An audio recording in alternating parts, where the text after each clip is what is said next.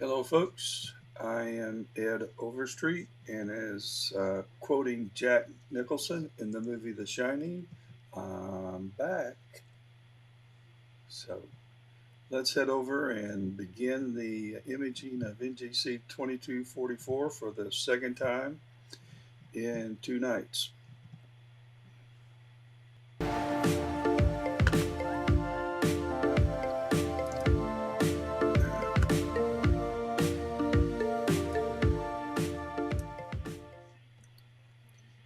Alrighty, we're back in Sequence Generator Pro, uh, my home away from home, and I'm picking up where I left off last night.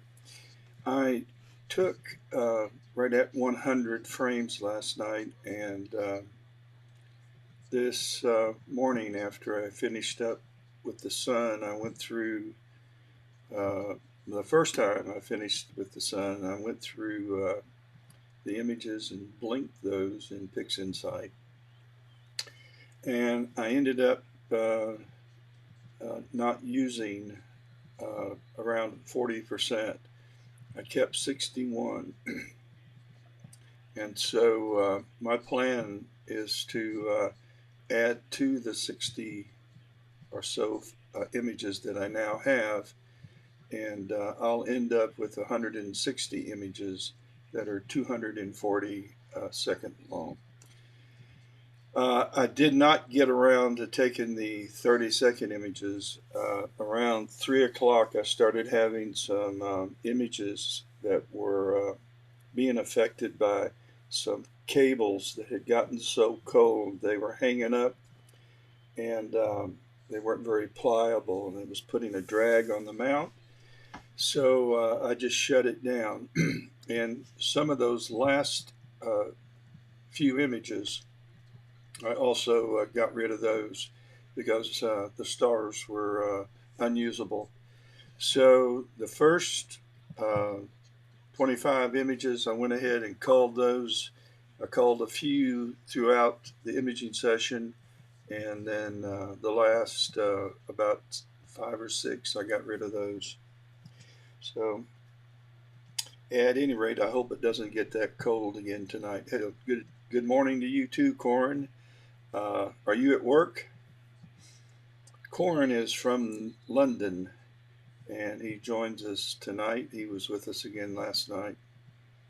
And another astro imager who spent some time on the Rosette a few weeks ago and sent me his copy or his image of the Rosette, and he did a great job with it.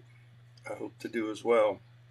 And so that's that. So let's, I've already gone to the target, and right now it's still pretty low in the sky, really low in the sky.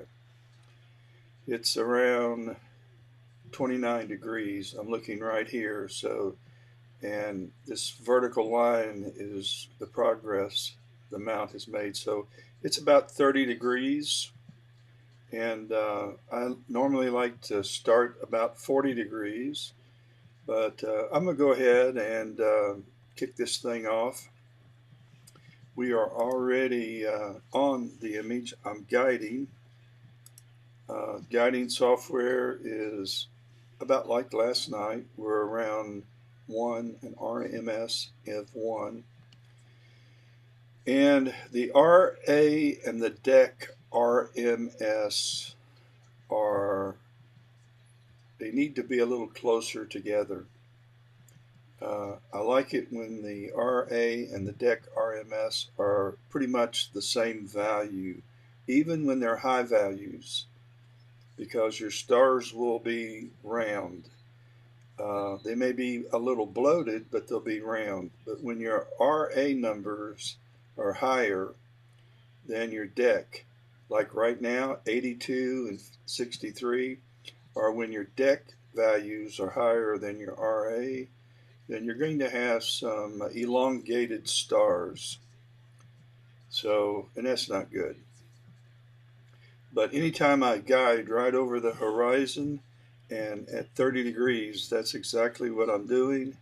Fortunately, I'm not guiding right over the city of Spartanburg. I'm headed south. Uh, I'm going in the direction of south, but I'll bring up the outside uh,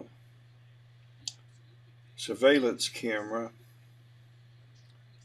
and just like last night, you can see where it's aimed over my home, and I'm gonna go ahead and start the imaging. So I'm gonna go with 30 degrees, Corin, but I would like lots rather be higher. So here we go. Back to pick. Back to PixInsight. Not PixInsight. Sequence Generator Pro. So we've already plate solved. We are on. Let me close out a couple windows here, and let's go ahead and start running the sequence. We have cooled down to minus 20 degrees, and so let's run the sequence and kick this thing off. I'm going to go ahead and do the stars first. I'm going to knock off 30 stars that are going to be 30 seconds long and just get those out of the way. I'm going to extract the stars from the background when I process this image, and then when I process the nebula, I'm going to extract the stars from that image and get rid of those stars. And I'll use the 30-second stars because they should not be oversaturated. So we're plate solving again. It wants to make sure that our target has been centered within an error of 50 pixels, combined pixels in both RA and DEC.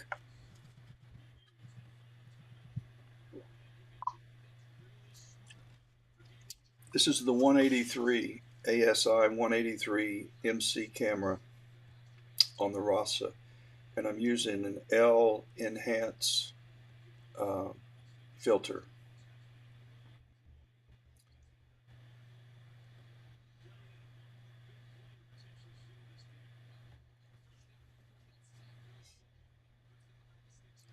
So we are nice and centered, and the auto guider is settling. I settle for 15 seconds, and once that's out of the way, which is now, it should start imaging. So we're counting down from 30 seconds, and we'll have our first image. I sort of kind of doubt that this first image is going to show us, it might show us a little bit of the outline of the nebula, but 30 seconds isn't very long.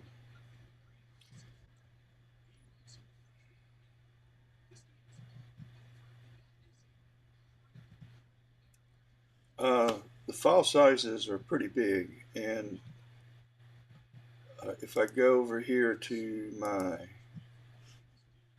control panel and I go to the camera, they are the pixels. They're 5496 by 3672 with a 1.26 image scale. So with the 400 millimeter telescope, I'm well sampled.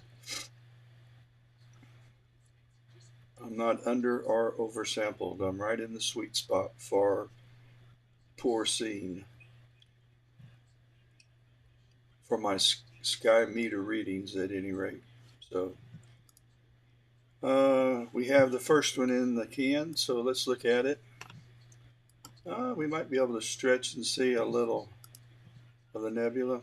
Yeah, even at 30 seconds on the RASA, you can make out some of the nebula, and that's because the RASA at f2 is a very, very, very fast optic.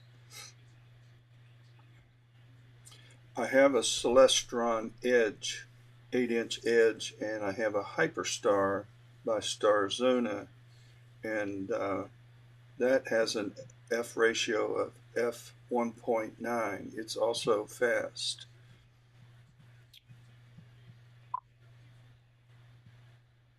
That's much better, Corn. The scene conditions, we'll go look at them. Right now, this is the part of the state of South Carolina that I live in, the upper part of the state, and we're about to get hammered. This is going to be in our face on Tuesday.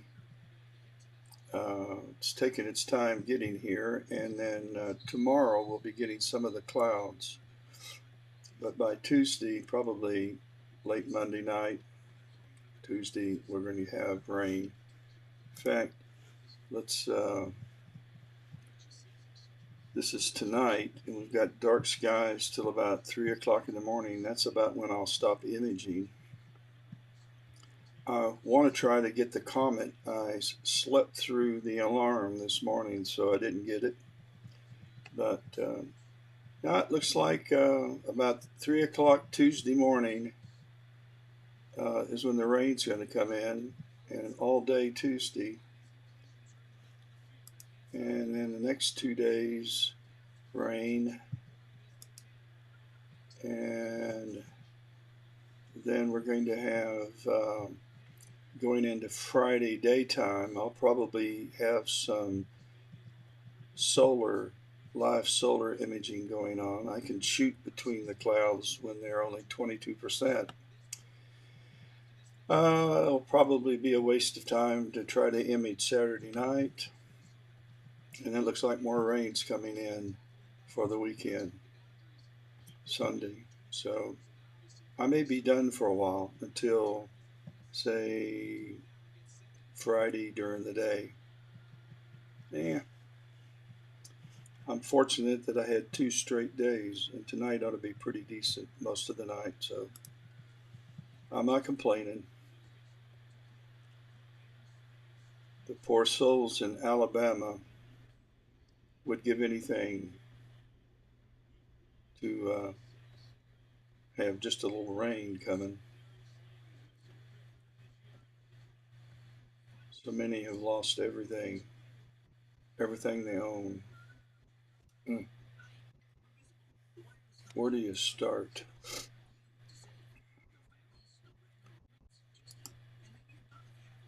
It's just a 30-second image. We're going to put a little stretch to it. I don't know whether you're going to be able to see any detail, but I do have some detail.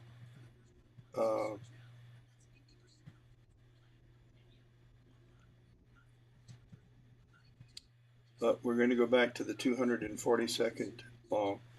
The mean is 1815, and that's really because I'm taking a 30-second exposure at a gain of 120. I think it's the 120 is the unity gain for this camera. Scene conditions, though, are average. I meant to go there and I didn't. I ended up talking about the rain. If we go to atmospheric, this gives you the best analysis of scene, and this is the scene schedule, and right now this is about average. Sometime tomorrow around 6 o'clock it's going to get better, above average, but all night long it's going to be in the average. Transparency is in the average too. So when clouds are going to be right now at 7 o'clock, and that between 7 and 8, so we're in this neck of the woods right here. So we have average scene, and guiding is average, and that's what we got. It won't take long to knock off these. Oh, I was working on the Rosette and PixInsight earlier today, and PixInsight crashed, and I had to start all over again. And so I'm reprocessing what I did last night, And we're on image 58 of 61, so it's about to finish up drizzle integration. Then it's going to do an auto crop, and we'll come back and look at the look at what was taken last night. Maybe during some of the 240-second subs, we'll process it.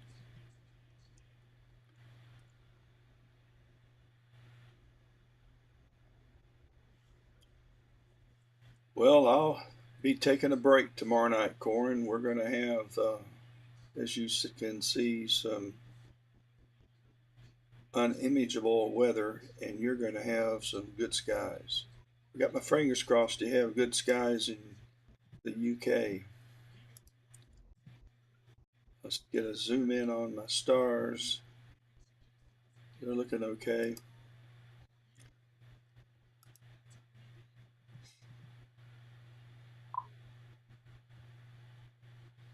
Yeah, I did get some pretty good. I think I got some pretty good data. We're going to find out.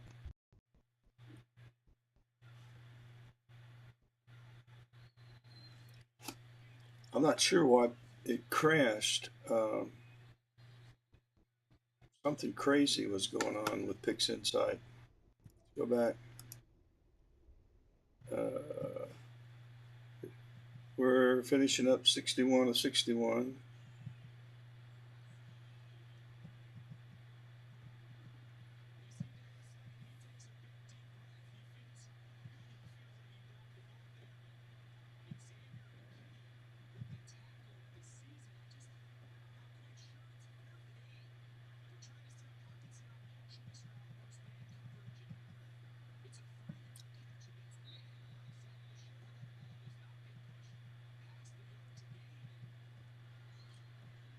Bingo. Okay. Now we should start running auto crop. And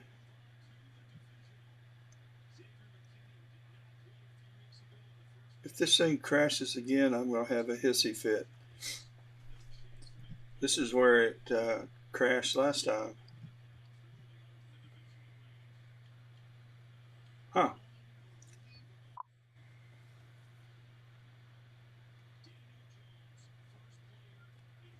Fingers crossed that you do have clear skies tomorrow night.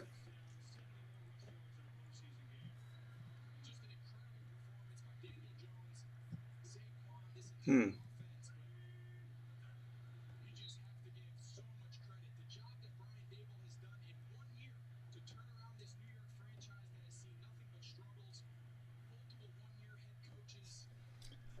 Well, we'll come back and see what it's doing. Just please do not crash on me.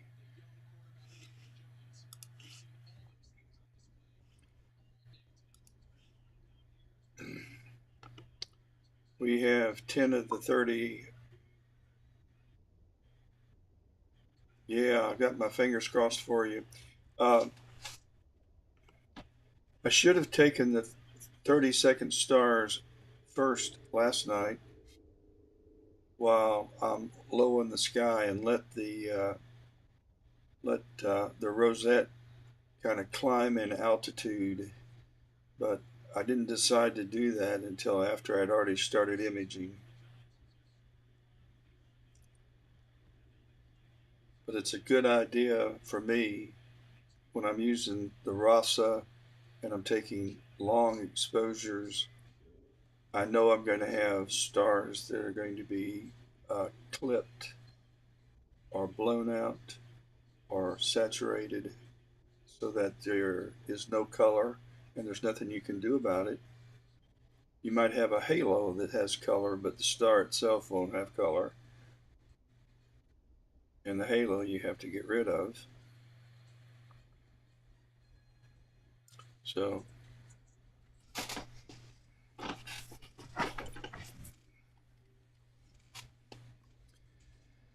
okay, let's go back to PixInsight. My fingers crossed that this thing works. Ah, we're into auto crop. So PixInsight is automatically cropping the stack of images and only cropping that is necessary to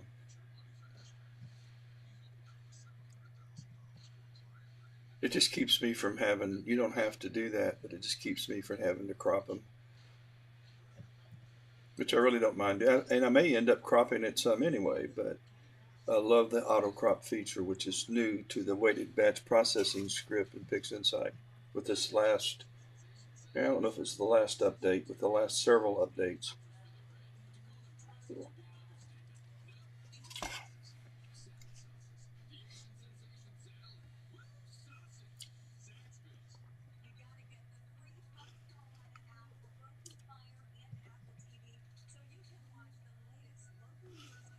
Let's see, where are we?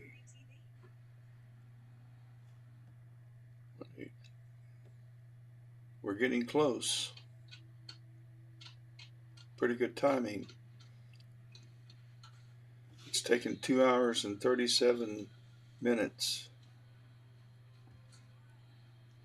to run this batch. And the reason why it's taking so long is these large file sizes. Okay, we're done.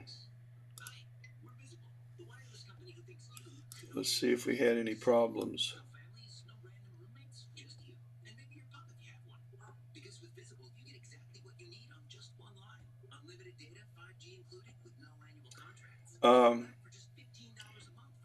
The laptop that's outside is this laptop, and I am remotely controlling that from my iMac inside.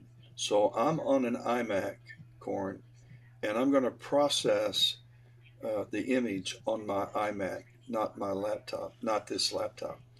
I do not have PixInsight installed on this laptop. All I really install on these laptops are the necessary software to image planetary, solar, and deep sky, so and lunar, and so that's it. And I don't keep. I may have auto stackered, and I think I have auto stackered and Registacks and IMPPG and PIP on the planetary laptop that I have, but and that's processing software, and that's because I like to sometimes look at a stack of AVI files that I've taken when I'm doing planets and the sun, and just to see if I'm getting any detail, just to see, check them out. Uh, but I don't do live stacking. I don't use SharpCap to do live stacking when I'm doing deep space. I understand it's a great uh, tool that can be used. I just don't. So while we're finishing up this 30 frames that are 30-second longs, these are my stars. I'm going to go back over to PixInsight and check out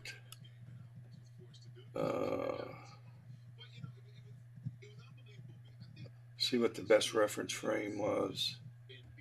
Okay, they used number 59, image number 59, one of the last ones that I took as my best reference frame, and that was just higher in the sky. I had no bad. They applied cosmetic correction to all of them. Okay. Yep. I got, we can close out the weighted batch processing script. Let's open one of the files. And we want the one that's got auto crop. And let's see what's going on. And holy smokes. That is interesting.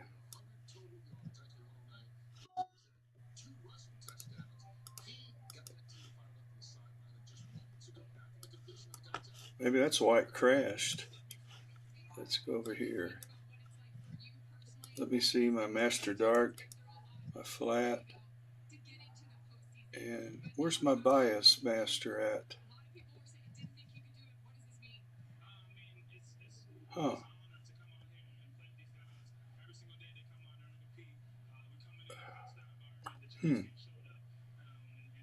I don't have a bias master, and I should have.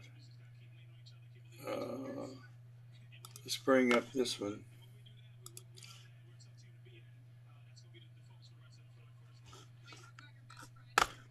And let's stretch this rejection frame. Oh, that looks terrible. This is my dark frame. That's nutso. My calibration frames are screwing up my image. They sure are. This won't be any different.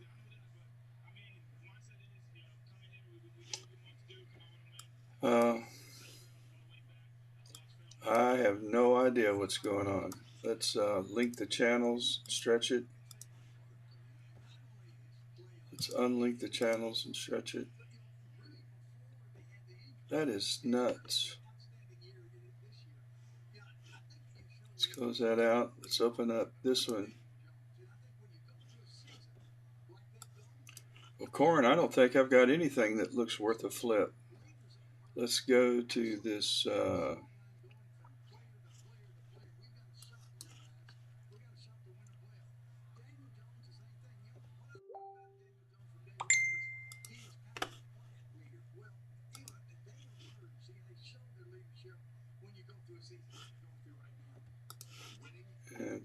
This is going to be the same. Slightly better. So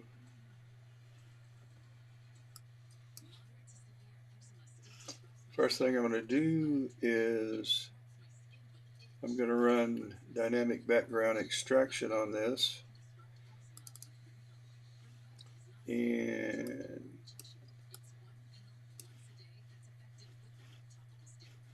just go ahead and run it.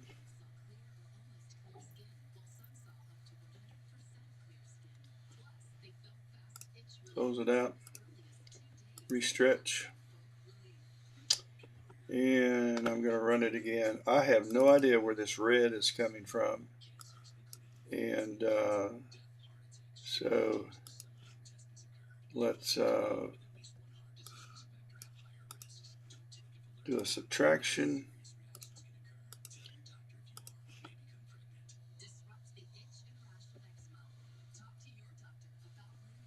And let's restretch.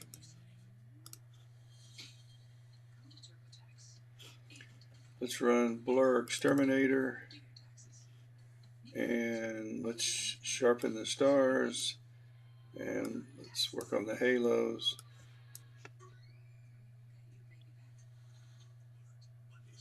I'm going to have to reshoot my calibration frames because I know the data is okay.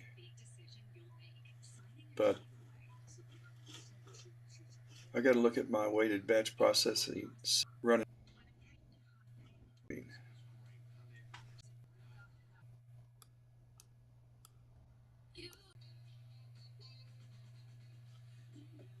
Folks, I am going to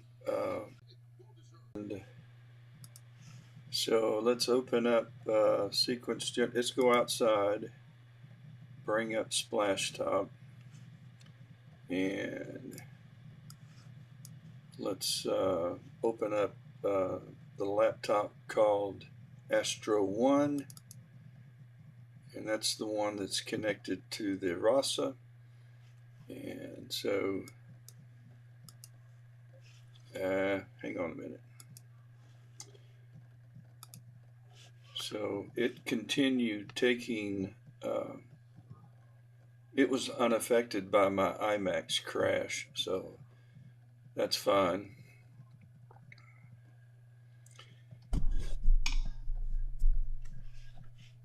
But I'm going to wait until I'm going to reshoot calibration frames for the rosette.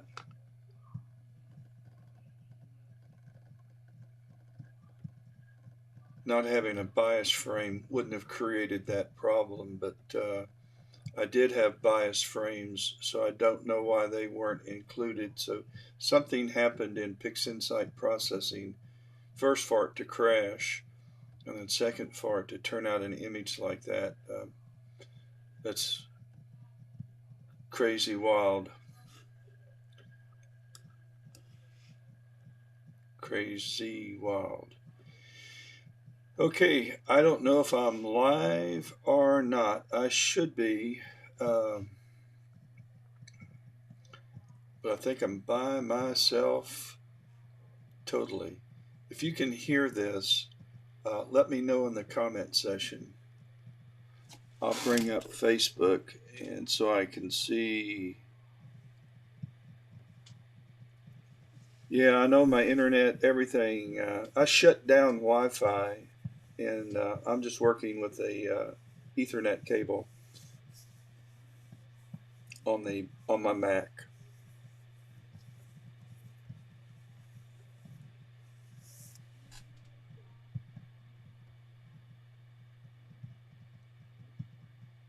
Thank you, Corin. Okay, I am back. I'm not sure if I'm back on Facebook, but we're going to find out.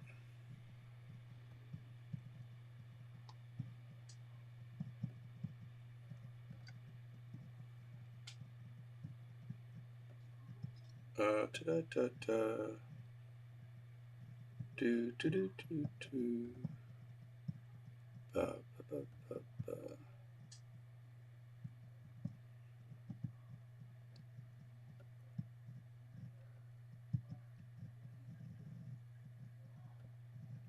Huh. Well, I'm at a loss as to what's going on with the Facebook, which is fine.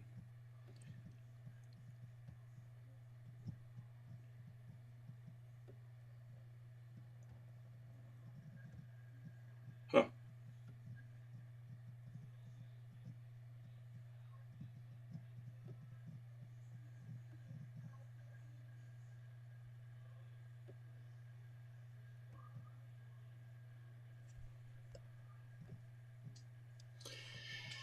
Okay.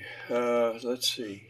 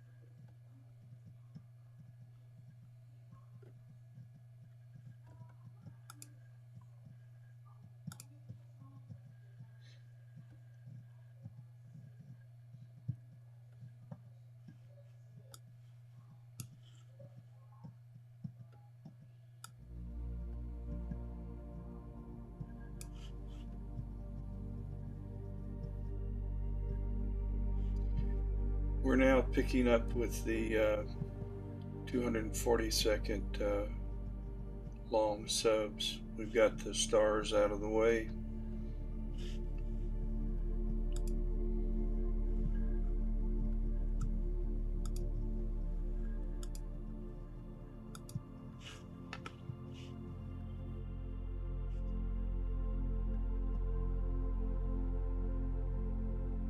And it's downloading the first one. And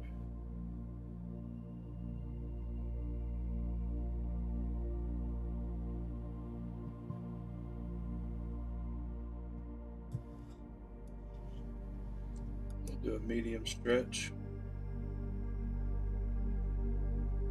Hey, how good the scene is tonight. This early in the evening, we were at 4632. We got down to about 33 or 34 last night when it was all said and done.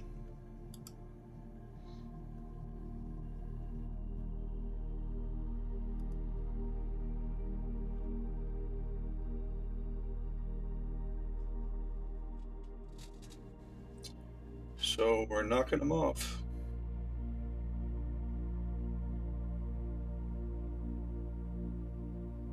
I'm gonna go check outside.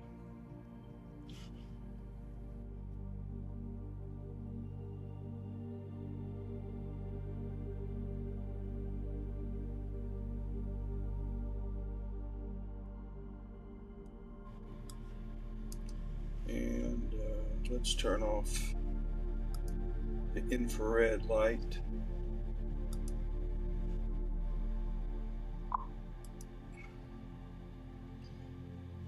I hope so.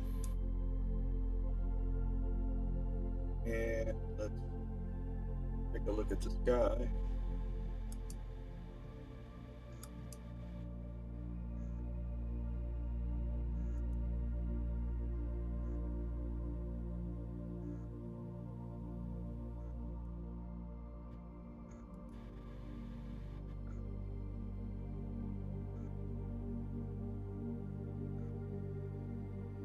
Let me get my bearing. What star is that? We're going, let's see. I'll come back and figure it out.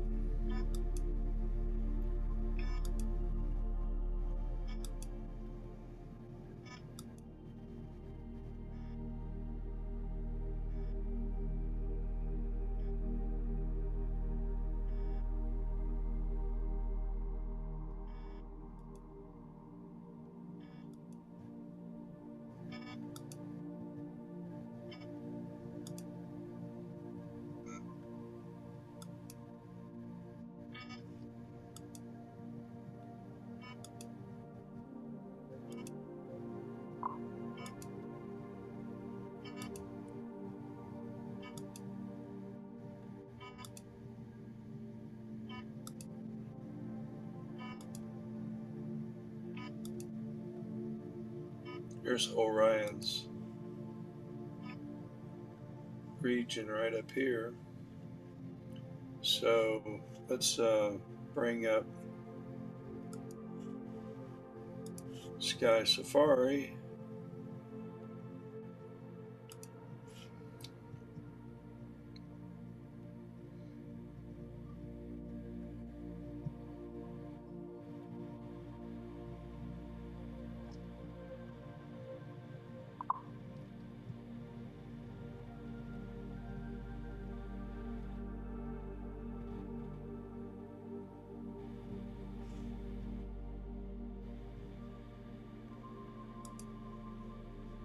Oh, I don't want to look at the new.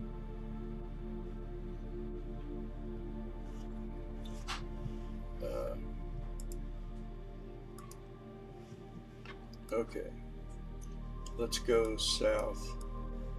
And that's Cirrus. That's the star we're looking at. So, and that's exactly it, Cirrus. And we're imaging the rosette, which is right here. So we go back outside.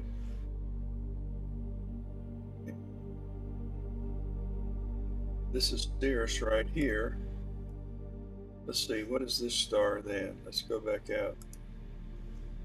Cirrus, oh, this is Procyon. So there we go. And then we have the rosette. So I'm imaging right in this region right here. That's where my telescope is aimed. And if you, we'll go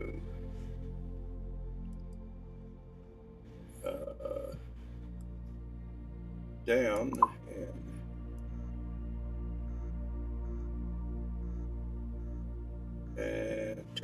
lights to the telescope. Close this first.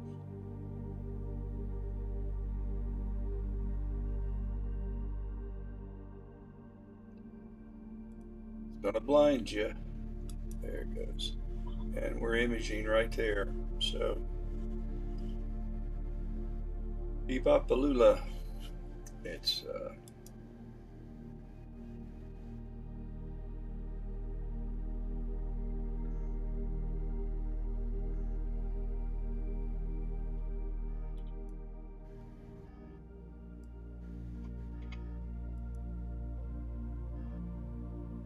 okay. And so it goes.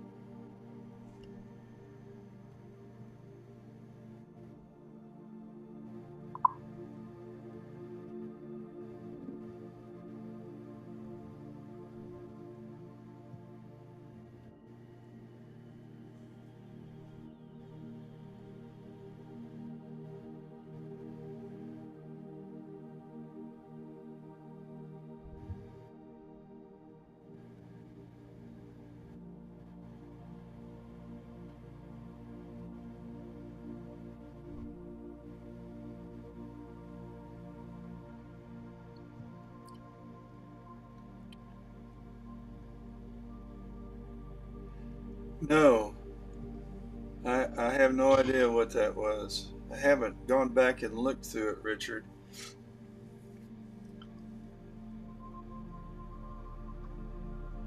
I don't have a clue. Uh, that was unusual. I've done a lot of solar imaging. I've got jets that have gone through, um, all kinds of birds that did through, but I've never seen anything that quite like that.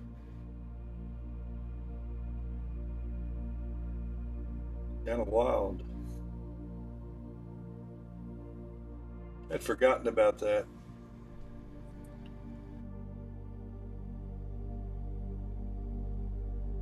Well, if you're just joining in, I'm picking up where I left off last night. I ended up deleting uh, about 40% of my subs and kept the best of the best, or the best of my what I felt like were the best. And I'm gonna take tonight to add more. So I'll add about 7 hours tonight, and I'll have right at 160 total subs to play with. 60 that are already in the can that I've already looked at and look good. And then this new batch of 100, and I'll probably get rid of 30 or 40 of those. So I'll end up with about 120 subs and about 8 hours of imaging. Looks like maybe 9 hours of imaging. I've got to redo my calibration frames. Um, I was using my darks and my bias frames over and over. There wasn't really any need not to, but I reshot the darks uh, 2 days ago, and bias, and I need a new set of flats on the Rasa because I take the camera off all the time, and when I put it back on, it's never exactly the same. Close, but not exactly the same. So I'm going to reshoot all of that tomorrow and then process all of this data and put it on my Facebook page.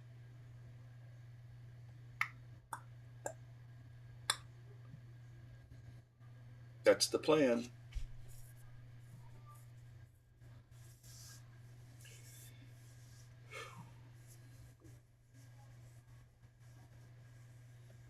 Yeah, ISS lost the solar panel. Speaking of that, I'll show you software that I use. I'll bring up Chrome and let me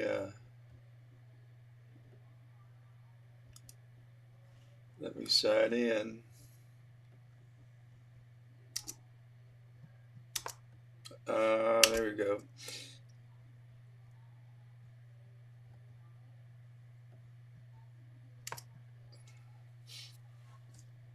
And I'm going to click on ISS Transit Finder. I gotta hang on a minute.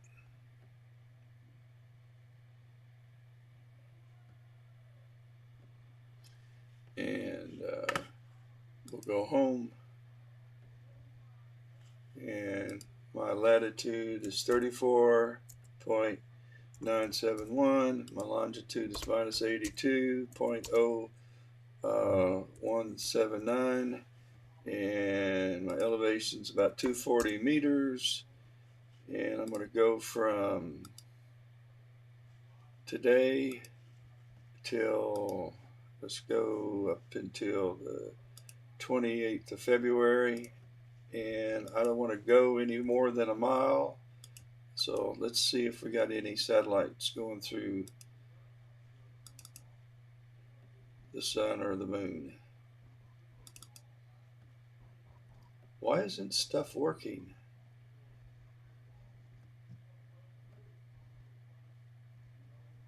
What is going on?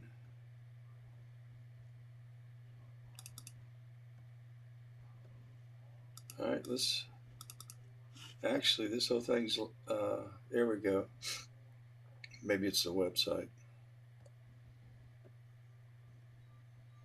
I've had to reboot once, and it never takes this long.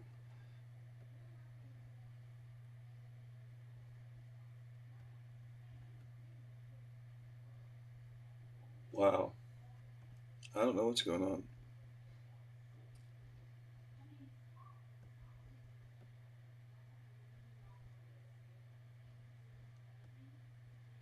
And I'm only using 51%. It's not a memory issue.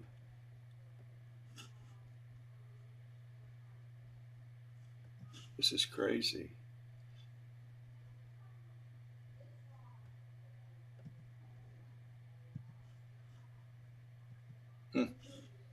Well, so much for that ISS Transit Finder. This is good software, though.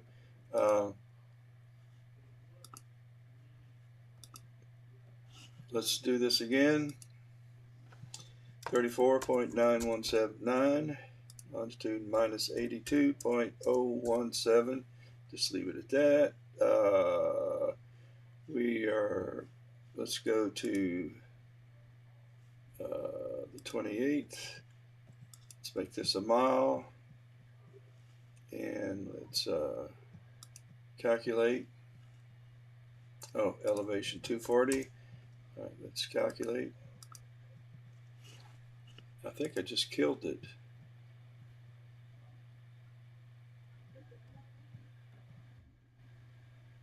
My goodness. Oh, no transits found. All right, let me go back to my settings. Let's say I'm willing to go 80 kilometers. to try to get something. And this will show you your options for solar and lunar. There isn't anything going on.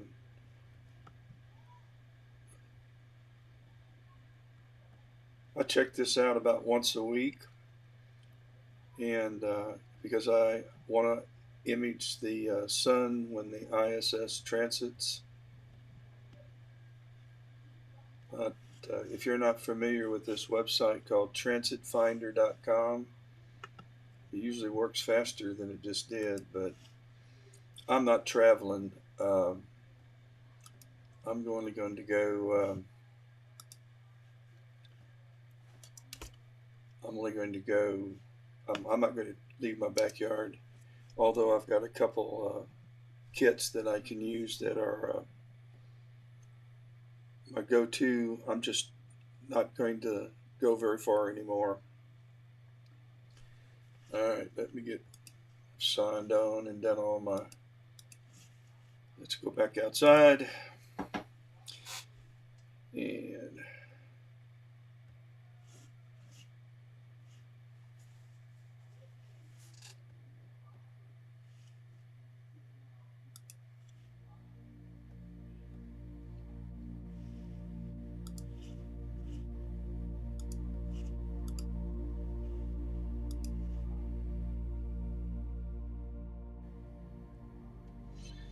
my mean is coming down again. I ended up getting rid of these images last night.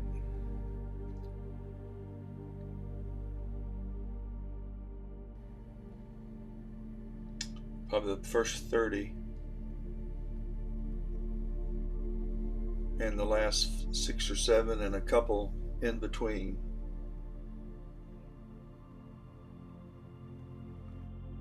I think I'm going to keep these though.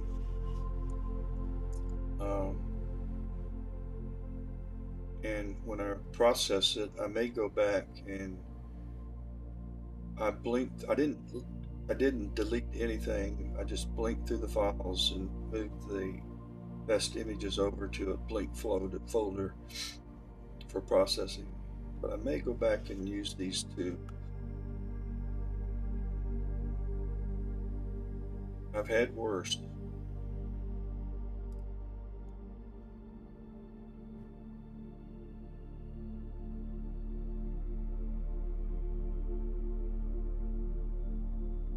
I have a friend that is in our astronomy group, and he has. I'll take you over to some of his images. Let's see. I want to go to my desktop. Name is Josh Palmer, and he's with Roper Mountain Astronomy. And I think I have some ISS images from him.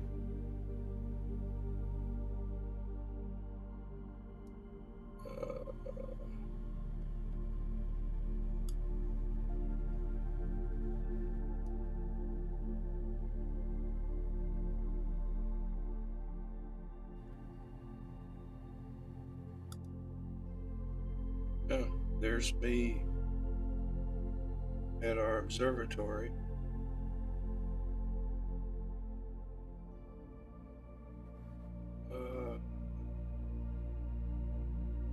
Well, I thought I did. Oh, ISS. Check this out.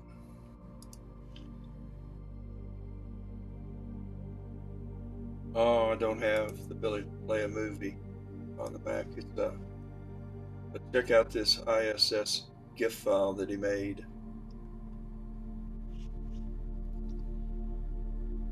Here's another.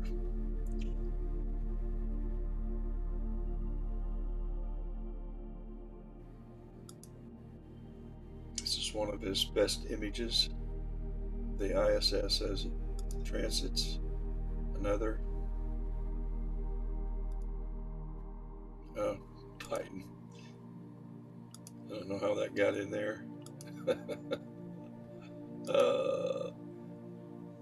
I've swapped so many Biden jokes. That is amazing. Good work, Josh Palmer. Wish I could do that. He uses a 14-inch Dob, and he's got the knack for processing that. I just got a message. We're getting ready to freeze. So last night it got so cold, my cables were so stiff that I was having some drag, causing some spikes in my guiding. That's why I deleted the last several images. They were unusable. Those were unusable. There's nothing I can do about that. Some of the earlier ones, though, I could have probably kept.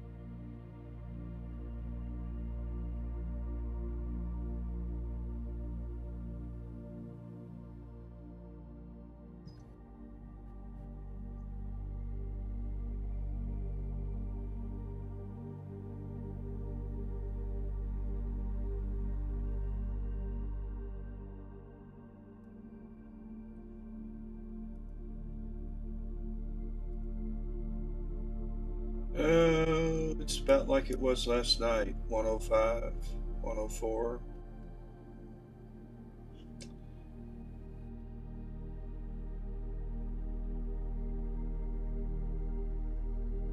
I can use it, it's just not great.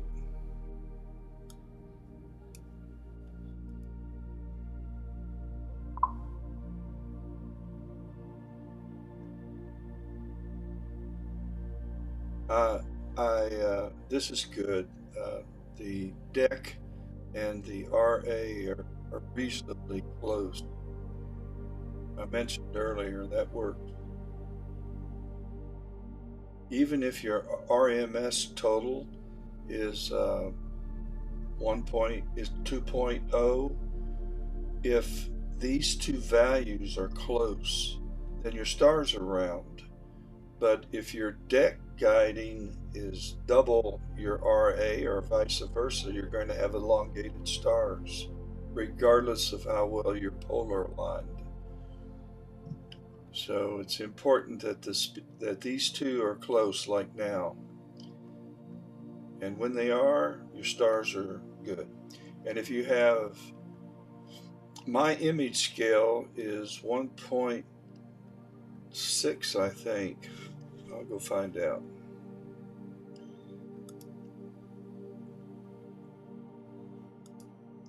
All right, let's go to my control panel, camera. My image scale is 1.26. So if my RMS is that or lower, I'm okay. But if my RMS is higher than that, then I'm going to have some bloated stars, provided that the RA and the DEC values are nearly the same. If the total RMS is 1.26 or lower, then usually I'm pretty good. If the RMS total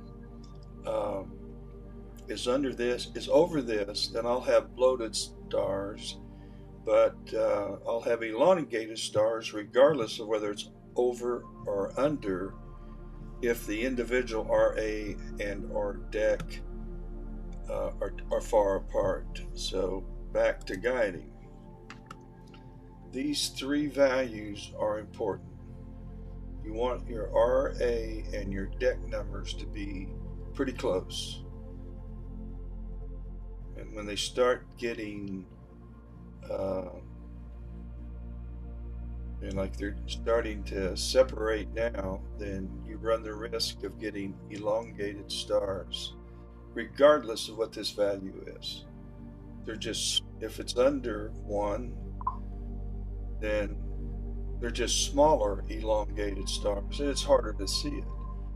And when it's over your image scale, then the stars start becoming bloated. But right now they're about the same. These values are about the same, so my stars should be pinpoint because I'm under my image scale and these are pretty close, at least at this point in time in the guiding. And this is really all I have to look at when I'm guiding to know whether it's going to be okay or not.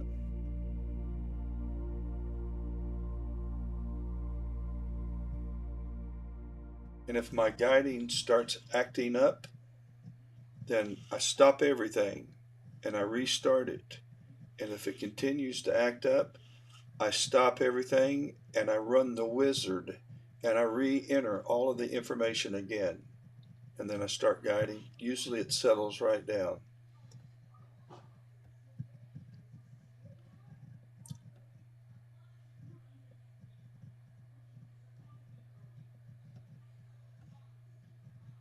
So this is fine right here. These two numbers are awfully close, so I should be getting decent stars. So,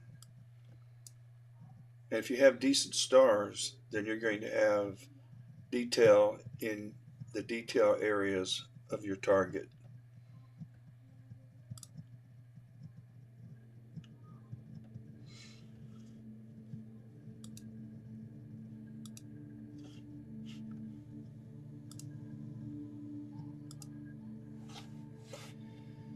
Okay, we're on 67 of 160. I'm not going to do 160. Let's do, well, why not?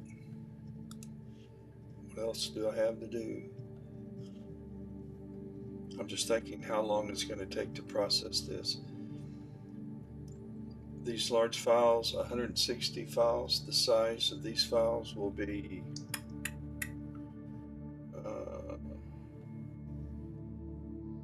8 hours to run the weighted batch processing script, I'm guessing.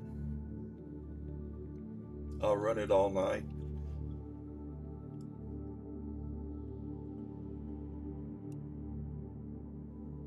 It took almost 2 hours to run 60 frames, maybe 5 hours. Too long to wait, watch it, and wait for it to finish.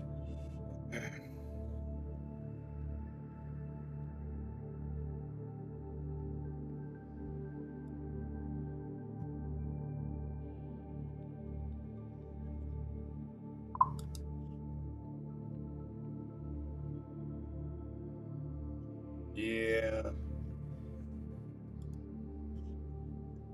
that is a bright sky. I moan and groan about my sky meter readings in the low 19s. You're in the 17s.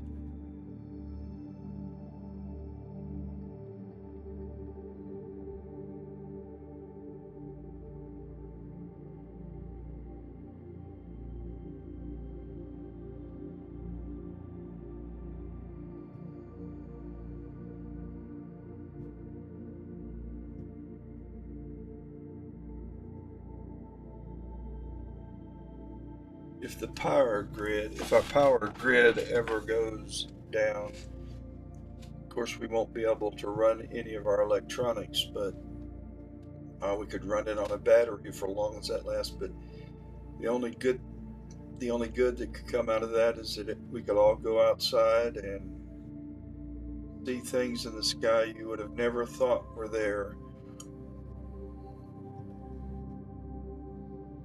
If the world went dark, wow,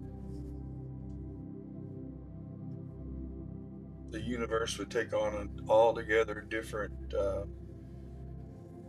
meaning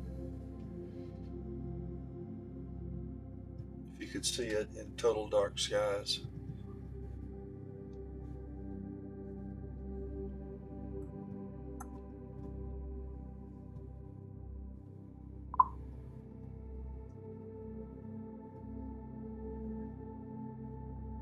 Yeah. Oh, is that your home? Oh, well, you know what I'm talking about. Being able to. Why don't you stay there? I guess your work's in London, but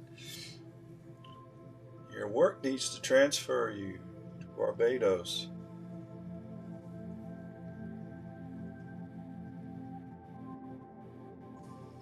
Mm.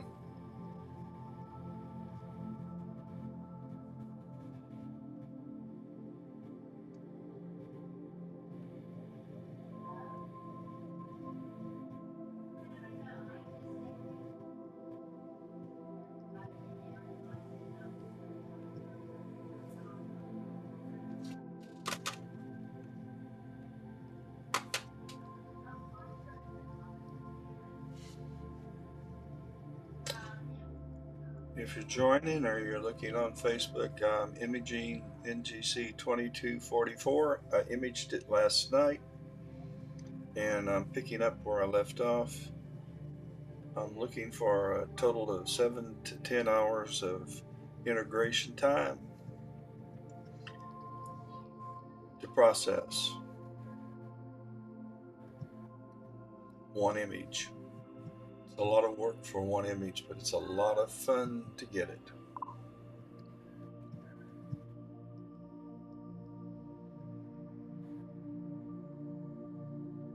That would be awesome, Corin, to be able to retire in a land where you would have skies like that. If you're into our hobby, matter of fact, any hobby, to be able to see the galaxies in the sky and the nebula, the Milky Way, and the nebulosity of the Milky Way with the naked eye, that would just be, and some of the color in the sky, that would just be awesome to go to bed to that every night. I have some friends that uh, sail, uh, and they have the benefit of seeing the dark skies when they're halfway between the US and Europe.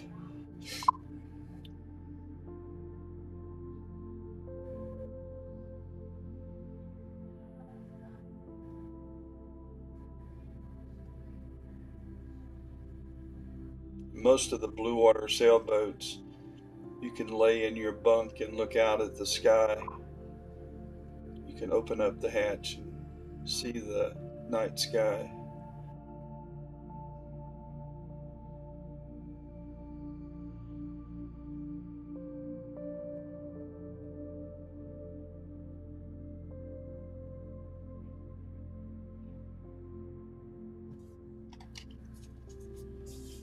I told Mimi I want to get a 48-foot Hans Christensen blue water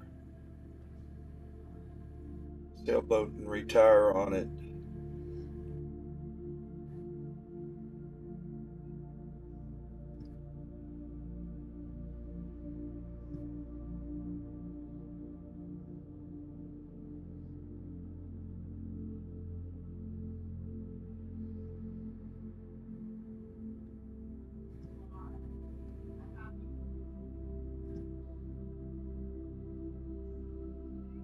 but I've already retired, and I probably won't move more than 1 foot in any direction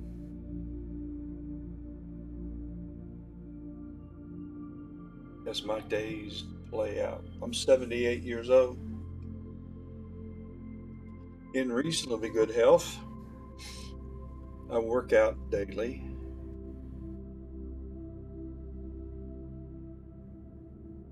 so I can, and so does my wife, so we can maintain our independence, physical independence, so we can stay here, so I can image the night sky, so I can drive, and I still work. Uh, Although I'm retired, I still take sports photography, still do that.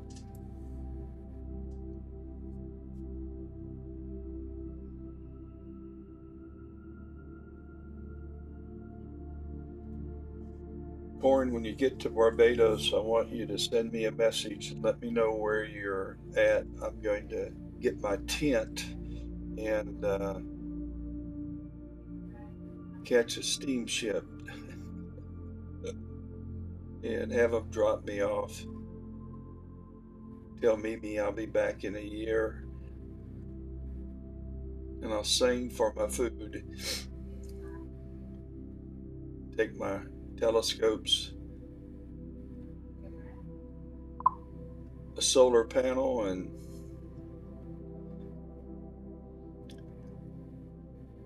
live off the grid.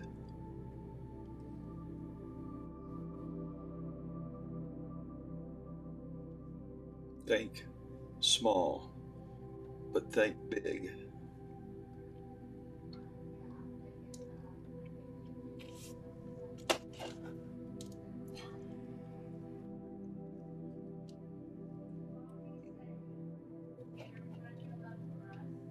I have to send my wife a text real quick. She's uh,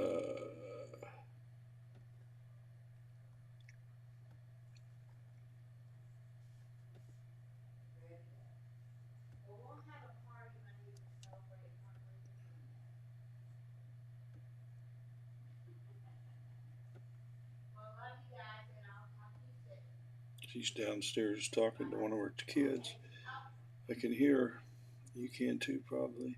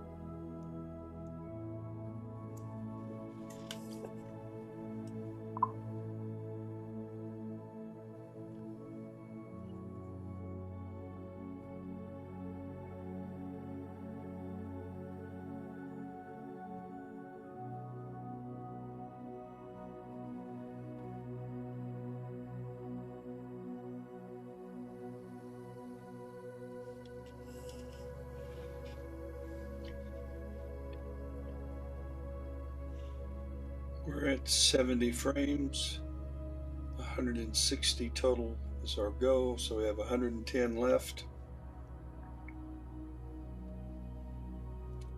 And hope to do that in the next 6 hours. So make sure I've got that figured out right.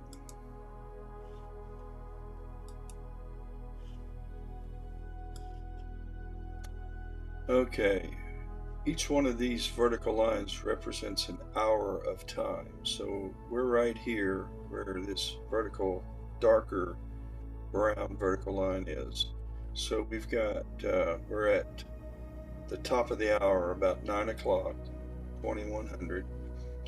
So we're at 20, we're at 10, 11, 12, 1, 2, 3. So this is 1 hour, 2 hour, 3 hour, 4 hour, 5 hours. We have 6 hours, and I'm going to stop the scopes at 3. So that's 6 hours of imaging time, and right now we have remaining 5 hours and 59 seconds. Well, I'm going to need more time than that because I dither between images, which takes anywhere from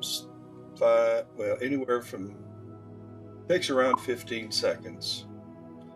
So give or take 5 seconds in either direction. So let's say 20 seconds per image.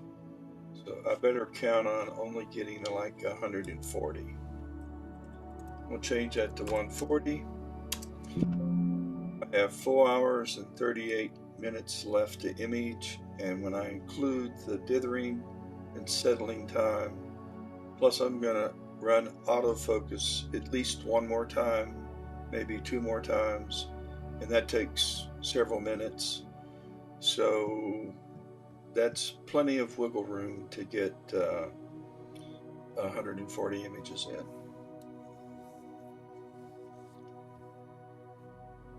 And that's assuming that my guiding holds, that the clouds remain over someone else's house, and that's what I'm banking on.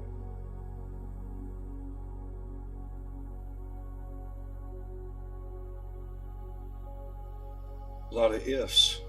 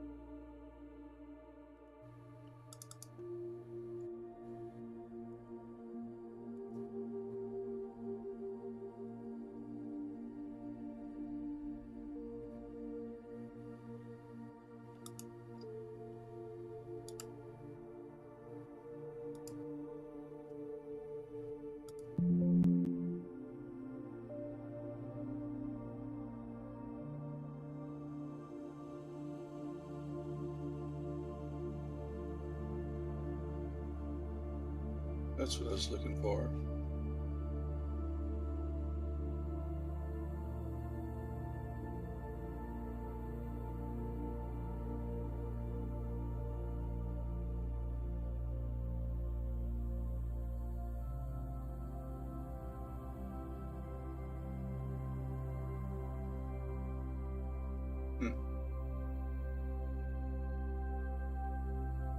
I'm going to need to run autofocus again. So I'm going to go ahead and... Oh yeah, done a lot of nightscape. photography. We used to, I used to do light painting. Are you familiar with light painting?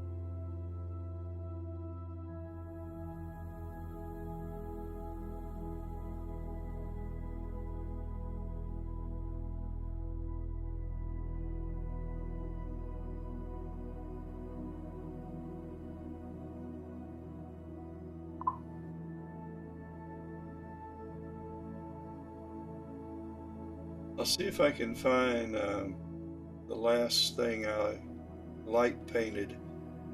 I know it's on Facebook, but let's see. Let me just go to Facebook.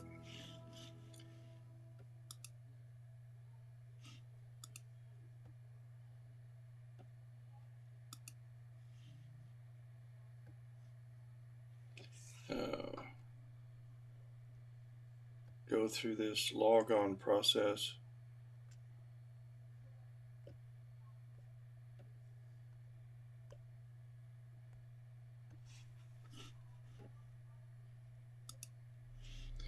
All right, let me go to my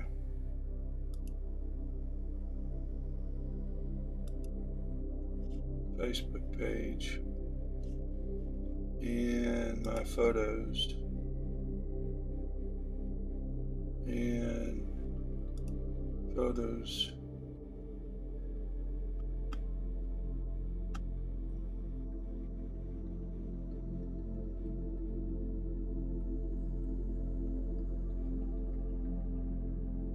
I'm looking for a fire truck that I light painted.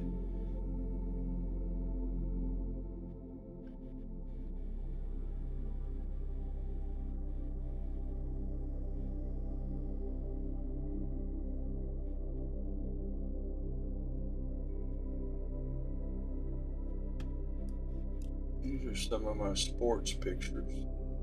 I don't put many sports pictures up on Facebook. This is my daughter doing some rock climbing.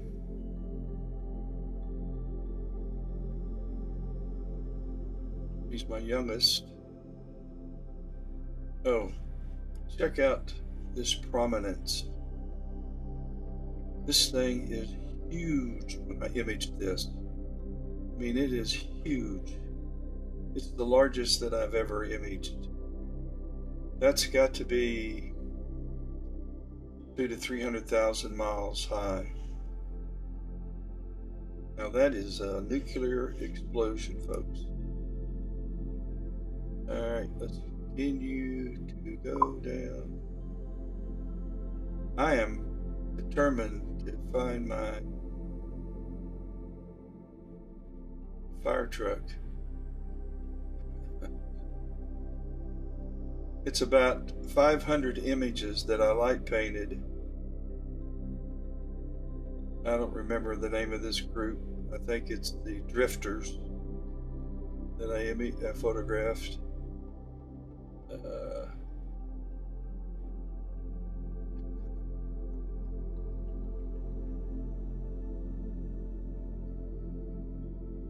Just don't remember. They all come together. Ay. I may never find the fire truck. Four tops.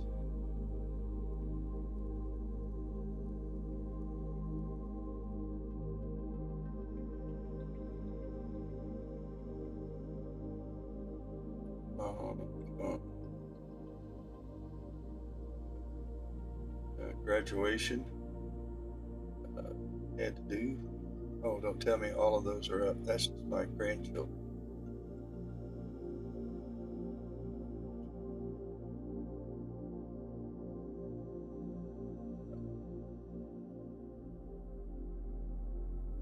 Come on.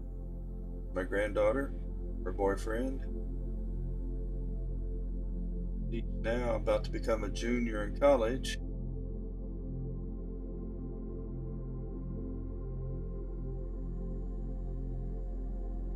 profile.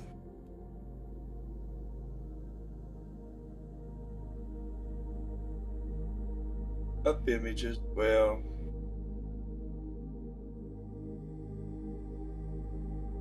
homecoming contestants, image.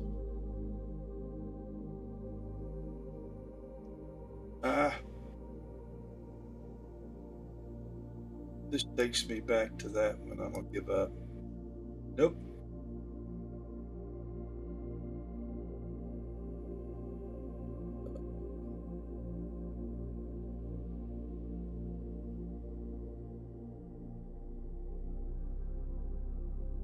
Oh, I love seafood.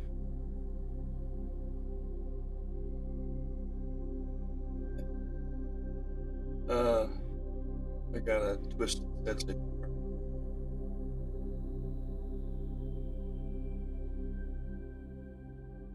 of this guy right here, his name is PJ Hall. PJ plays for Clemson now. Clemson University is one of their top scoring forwards.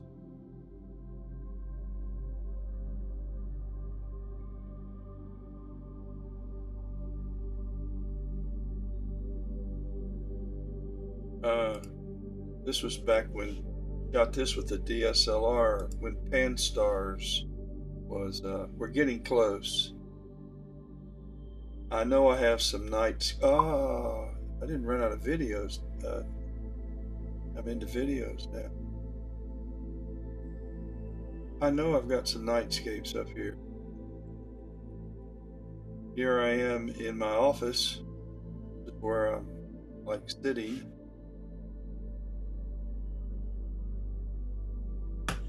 Running a telescope. Well, I don't know where my fire truck is. I guess maybe it's in my albums. Hang on.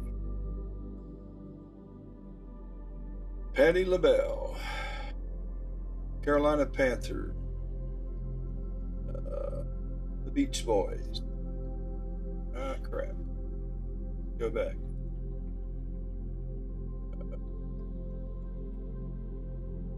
Let's see. Where would it be? Four Tops and the Temptation. I don't know. I thought for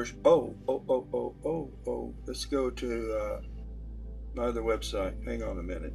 I'm not very smart. Let's go back. I'm not a real Facebooker. This is the Three Dog Night group. Okay, all right, let's go down to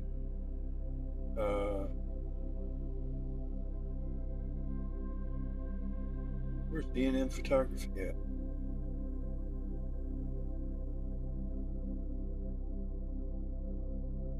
Huh. Well, I got another website, so or another Facebook page. DNM. Oh, here we go.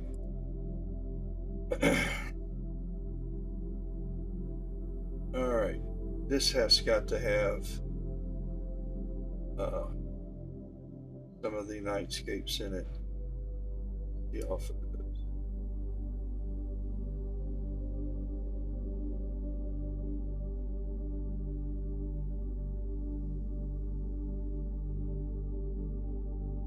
There's my wife. Oh, bless her heart. Where is the fire truck? That's Patti LaBelle.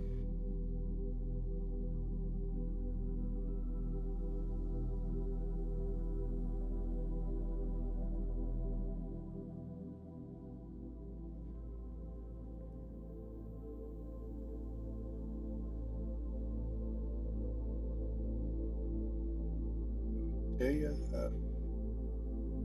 Beach Boys.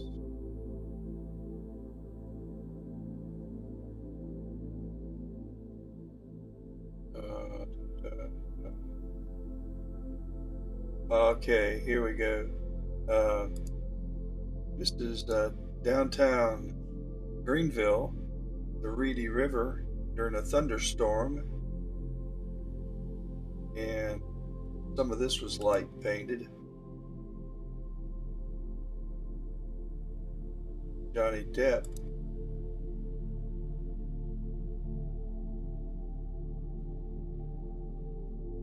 Oh, Johnny.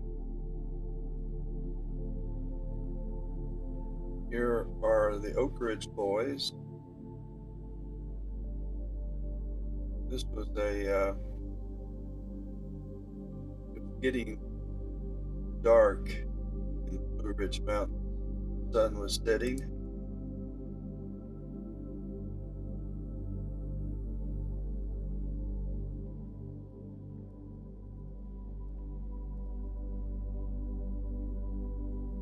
This is the Yosemite.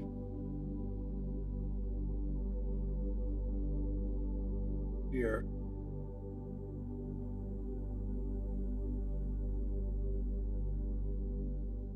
Lindsey Buckingham and Fleetwood Mac. Here's a nighttime over Spartanburg from the Denny's building. Another nighttime over Spartanburg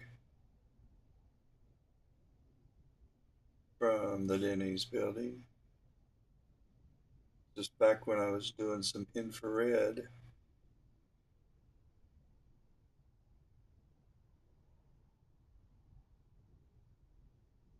I'm going to find that fire truck.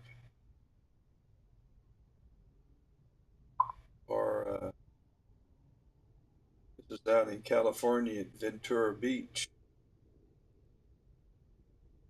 This is in Charleston, South Carolina. I haven't looked at these pictures. Half Dome.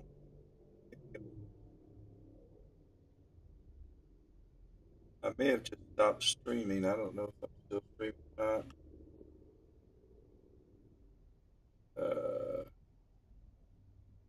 The High Saharas in California, High Sierra Mountains.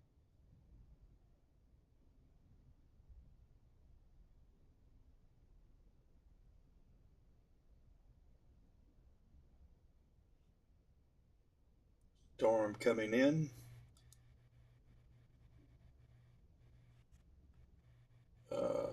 Some weddings that I did. Oh, are you telling me that it's still not here? Are you kidding me? Where is my fire truck? Well, I'm going to find it.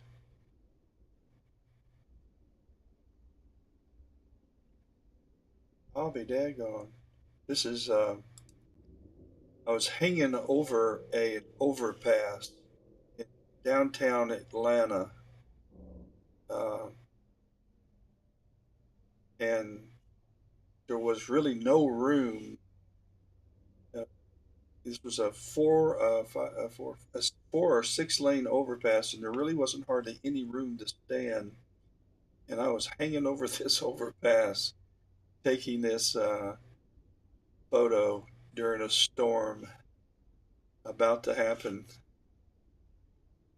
Myself and another guy, Ken Tony, we were crazy.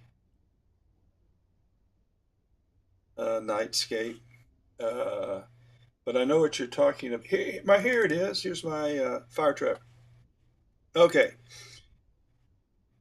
here's how I photographed this. I took put the camera on a tripod, and I took in and I had the entire fire truck in the field of view, and I got a flashlight, and I went up and I just ran. I turned on. I put the camera on bulb mode, and I could fire with a pocket wizard that I had in my hand. And so I would open the shutter, and then I would take the flashlight and I would just shine it on this, and then I would close the shutter, and that was picture number one. Then I would do these lights, and that would be picture number two. Then I would paint this fender and then that part. And I painted the entire truck with a flashlight, lighting it up. I took flashes and I put blue gel film on the flashes, and I fired those inside in order to get this blue look, and I put one underneath the fire truck to do the same thing. You can't see it because there are stars up here, but this was an old shopping mall that was deserted. You can see the driveway is, and it's right across from North Spartanburg Fire Department. And they wanted this tanker to be painted. They wanted a picture of their new tanker truck. But there was about 150, 200 images that I took, and I stacked them together in Photoshop. So that this whole thing, though, with the exception of the inside and the blue underneath, were painted even over here on the wall with a flashlight. Okay, I found the fire truck. Back to outside. I got an airplane, or I got a satellite. Yep, it is a satellite. And those calibrate out really well, so I don't worry about that.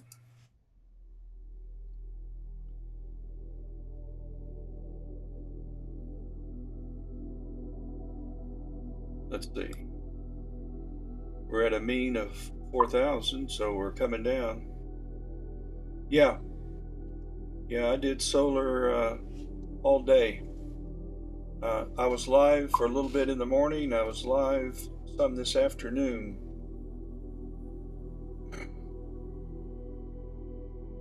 We had a thin layer of cirrus clouds, though, that really kept me from getting some real sharp, focused surface images. But it was okay. I had a lot of fun doing it, but I did do solar. I was doing it all day long. 10 o'clock to about 3:30, 4. Check our guiding and make sure.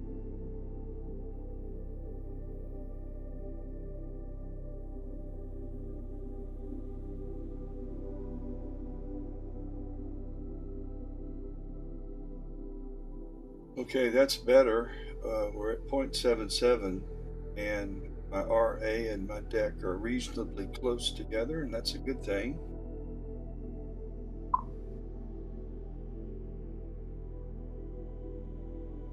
Yeah, there is. The sky's been insane, but I'm so thankful that I'm only dealing with cirrus clouds. The poor folks in Alabama and a lot of them in Georgia, just south of us, southwest of us, were hammered pretty bad. And those storms came through the upper state of South Carolina. We had some good winds, a lot of rain, but fortunately no tornadoes.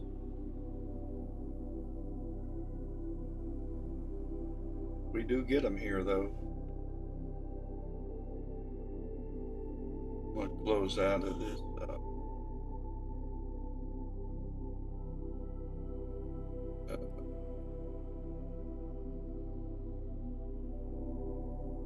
We're getting higher in the sky now, so that's a good thing. This is the solar mount. I just threw a towel on it because I'm going to try to do some imaging in the morning. It's just so bloody active, I can't stand it. But it looks like I may be covered up with clouds tomorrow. So anyway, I'm gonna go ahead and shut this down.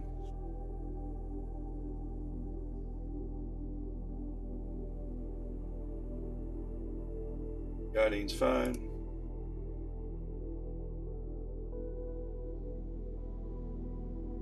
I created a new pet curve yesterday, and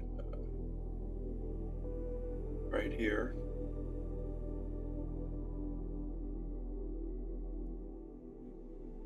And it's making corrections.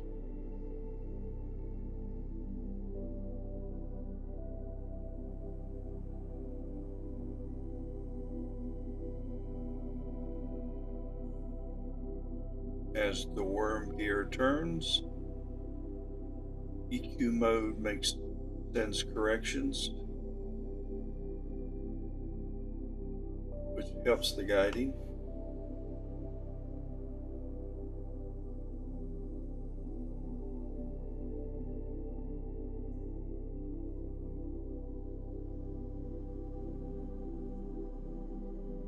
Let's see how many we got in the can. We are at 75.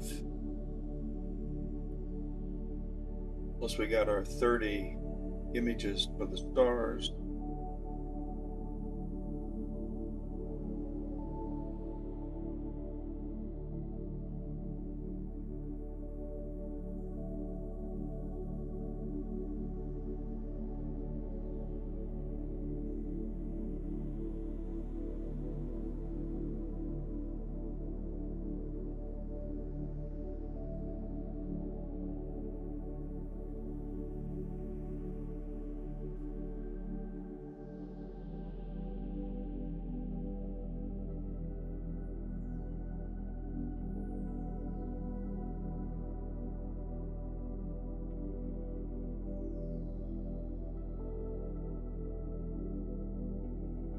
See you in a few minutes. Better get some coffee. Yes. Called a flood management break.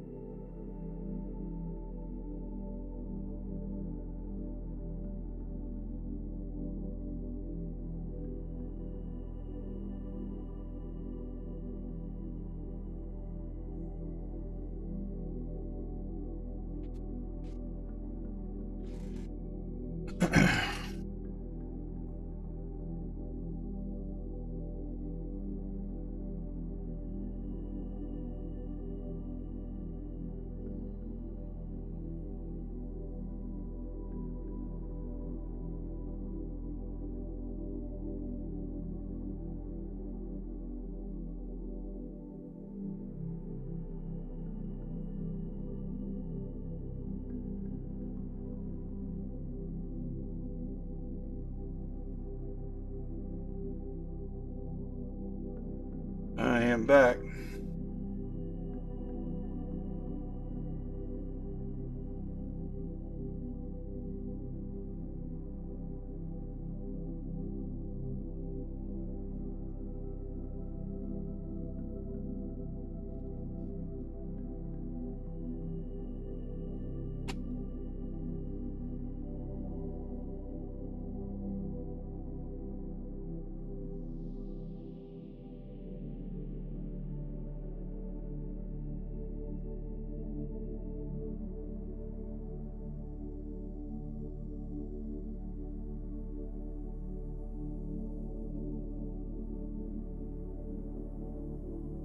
We're into the threes. 3970 is the new mean. So signal is getting much better.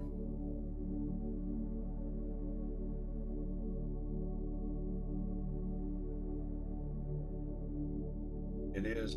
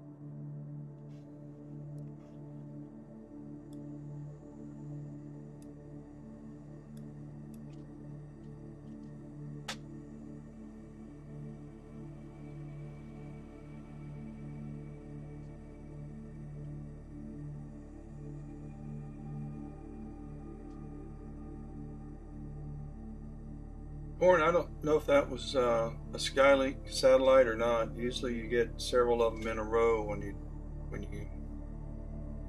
they come through. But there's so many, goodness gracious, there's so many satellites. It's just so many of them.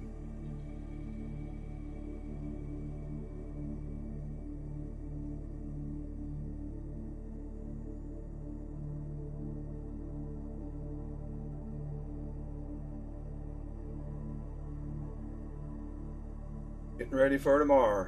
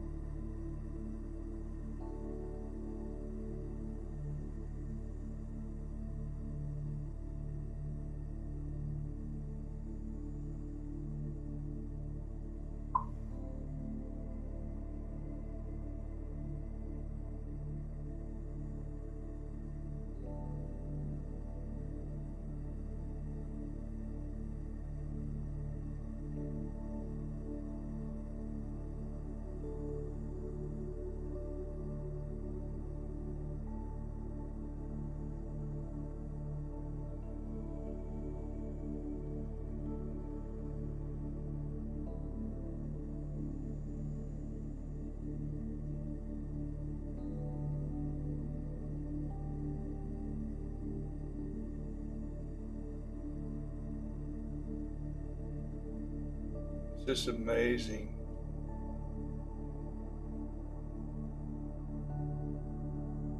That this light's been traveling for so long. I wonder how many other camera sensors it's hitting right now too, besides mine.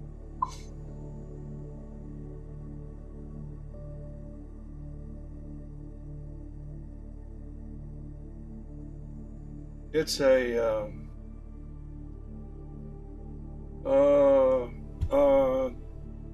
Jesus, it's right on the camera. I'll show you. It's a real link. Let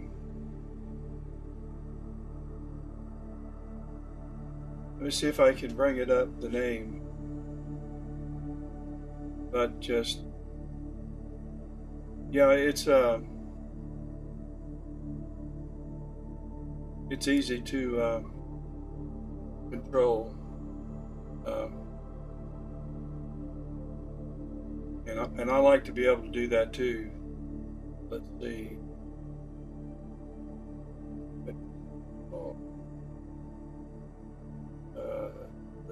info. It's a Reolink Argus PT. Reolink Argus PT. I don't know what the PT stands for, but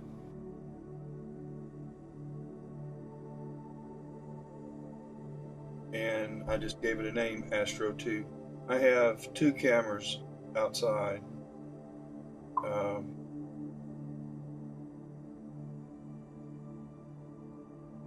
Yeah, I think so too. It just I never get tired of wondering, or I never get tired of looking at it, and I just wonder what else is out there. Richard, were you able to get that? Reolink, Reolink. It's real small. Argus, Argus, and then PT.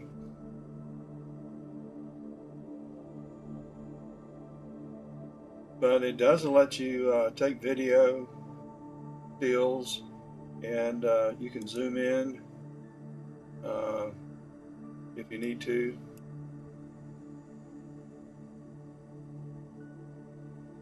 It's not a real good picture, but you think you might have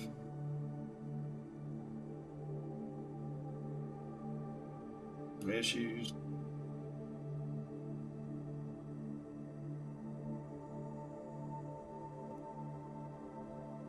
This little thing right here is my hard drive.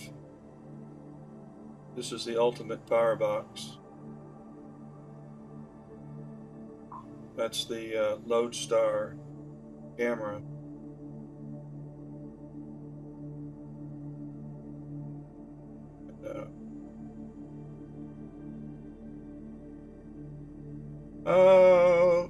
Less than $100. $79, $89, something like that. Guessing. I don't spend much money on these because they don't last but a couple of years outside. And it has a solar panel, so it charges itself. So don't get one unless you can get a solar panel right next to it, because it plugs right in and it just stays continually charged. And they're good. Let's see, that one out there. Well, that one out there, the other one's still working. It's 5 years, 6 years. We've been here 6 years. So it's been there 6 years. But I replaced one of them because I was having a hard time connecting to it. And this has better Wi-Fi, much better. And I got this last year about this time.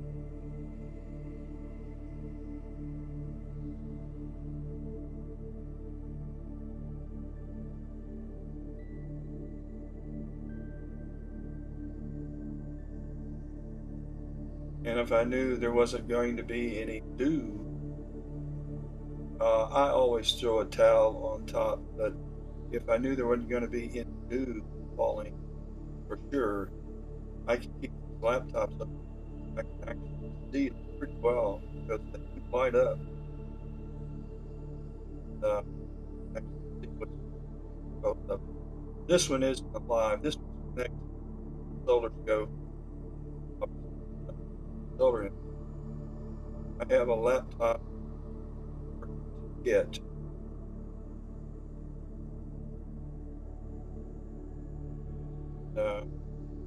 What I do, just last 6 weeks, I bought. This is a little. This is my palm, so that's the size of this computer. And it's got 128 gig SD drive, and it has a C USB port and 5 USB 3 ports, 2 HDMI cable ports, and an Ethernet cable port. And I'm just loading. I got 2 of these. I just loaded software. It has Windows 11, the last version. Came with Windows 11. stripped down version.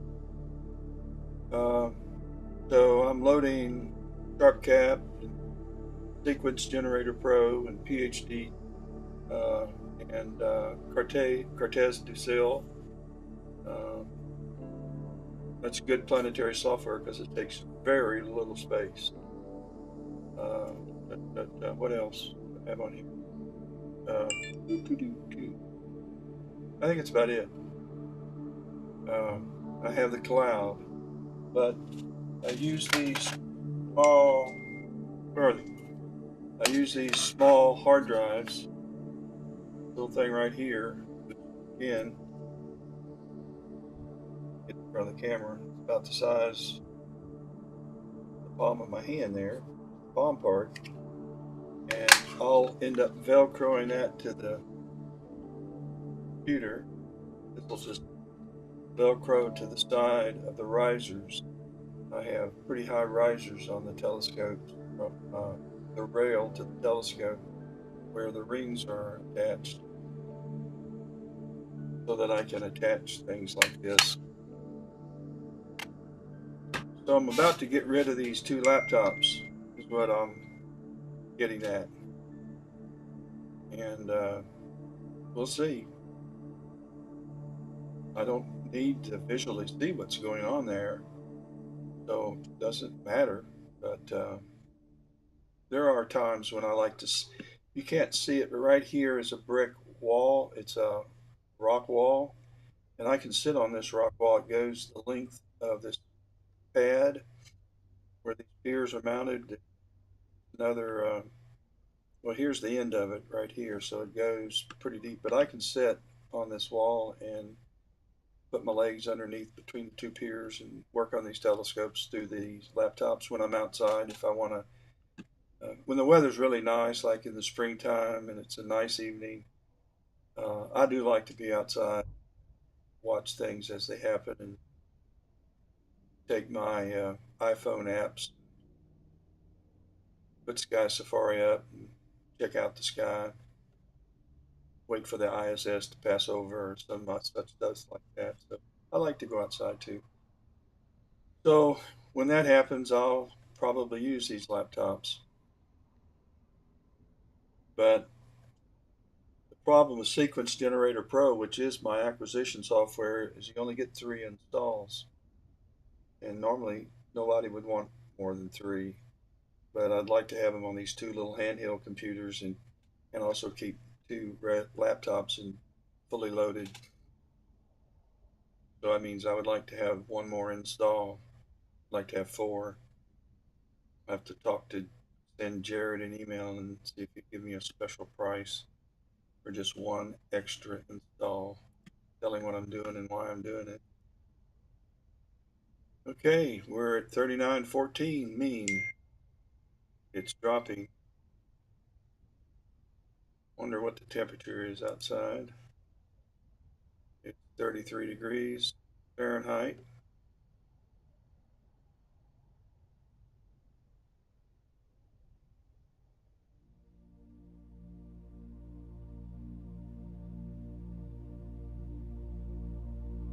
And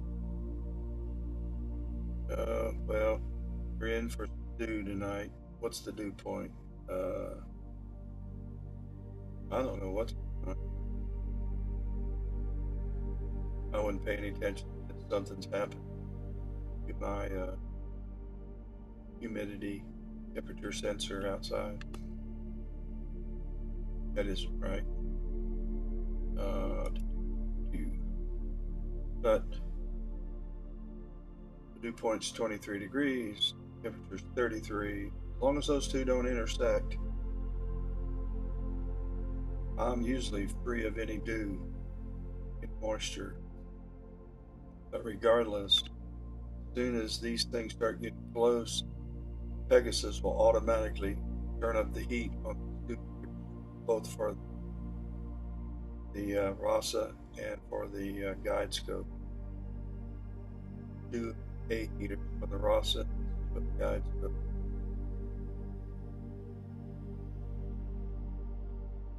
And they're only pulling 1/3 of an amp, if that.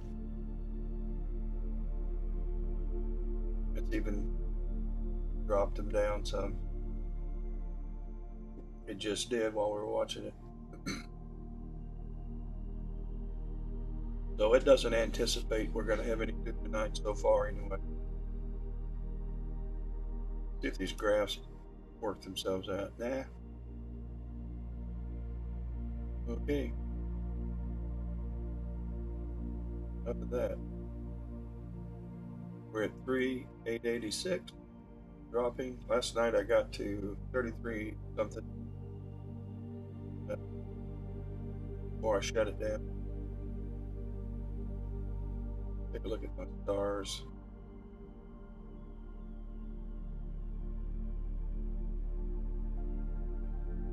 Especially in the corners.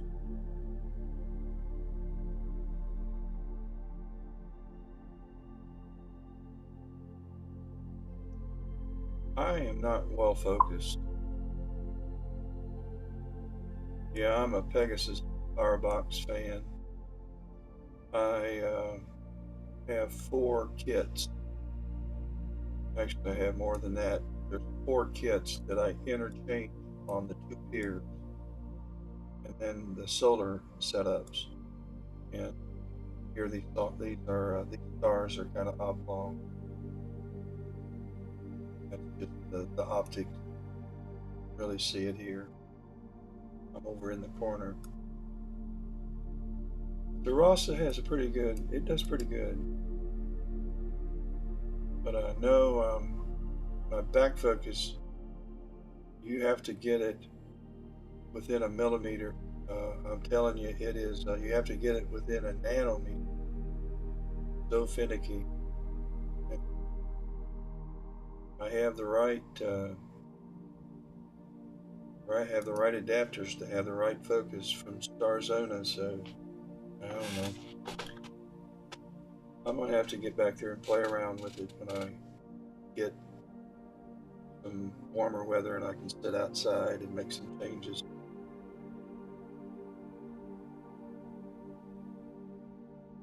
I'm gonna start doing some narrowband filter images with the Rasa. I had to buy HA and an O3 and an S2 filter that were ultra fast because my Astronomic and Astrodon won't work. I'll not get any light through them. The Rasa is so bloody fast. So I got another set of narrowband filters for the Rasa. That may not have been one of my better buying decisions. I probably should just stay with the one-shot color camera like the ASI 183 color or the ASI 533 color or the Attic 383L CCD camera. I have those that I use, and then I have the Nikons that I've converted. I have 2 Nikons. I have the 810A, which is Nikon's only astronomical camera, and then I have the D800E that I converted. I sent it to Spencer's. If you ever want to get a DSLR modified, Spencer's, just Google Spencer's camera, and they've taken one of my Nikon cameras, converted it to infrared, and I use that just for horizontal infrared landscape photography. It adds a different twist. It look like snows on the ground. And but I had them also modify my Nikon D800E, and they modified it for hydrogen alpha, and they also put a heat reduction filter in it. So it's really an outstanding camera. It's just a little heavier than I want to put on. It torques a refractor if you have the telescope extended, or if you're on a Newtonian, and I use a Newtonian a good bit. So I don't like to have a DSLR hanging off the end of a Newtonian that's racked back too far. causes issues. At least my experience. And so we're dropping in mean ADU value. That's a good thing. And we did as well last night. I don't think the scene's any better tonight than it was last night. I think the scene last night was every bit as good as it is tonight. Skies are clear, cold, and I think the scene's about the same. That's my gut guiding's about the same. Gone up to 110, 12.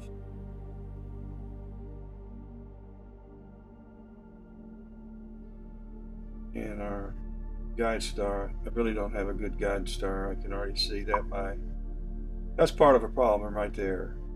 And I really need to shut down guiding and see if he'll select another guide star. There's no way in the world it's going to find the centroid of that guide star. So my reading for my half flux is so it's awful. So crazy.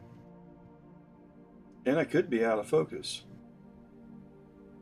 I may need to go out and check the focus of my guide scope. It's been a long time since I've done that. You don't have to be really sharp focused, but sharp is better than not being focused. And I like to get it as sharp as I can. But this should be in the 1.5, 1.6, 1.7 range, not 4. So that's part of my guiding problems right here. I don't know why I wouldn't pay attention to that. I might be able to find a different star. Look at my SNR, it's 447. This thing is, I'm out of focus is what it is. I'm out of focus. The guide camera's out of focus.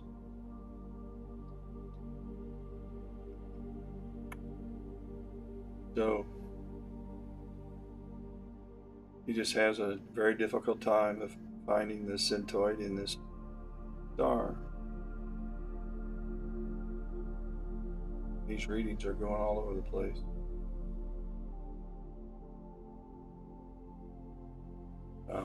Anyway, it's going to be what it's going to be tonight. As long as it's under the 1.16, which is my image scale, I'm not going to worry about it. And as long as these two numbers are close, like 60, 63, that's perfect. But if this becomes 80 and this becomes 40, I have oblong stars. That is good. Even though I may be under my image scale, these two numbers need to be pretty close for round stars. Oh, this is awful. I'm now getting antsy about my guides. I'm going to end up going out and focusing, working with the focus. Okay, well.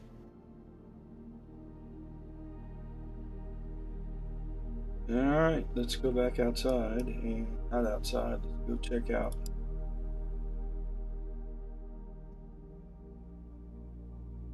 A high stretch.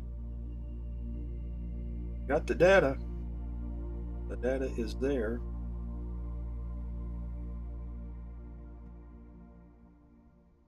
And as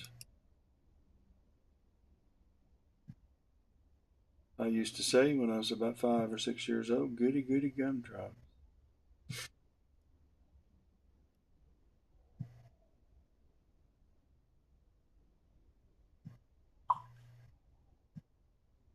Hey, kidder. I'm back doing the rosette. What are you imaging tonight?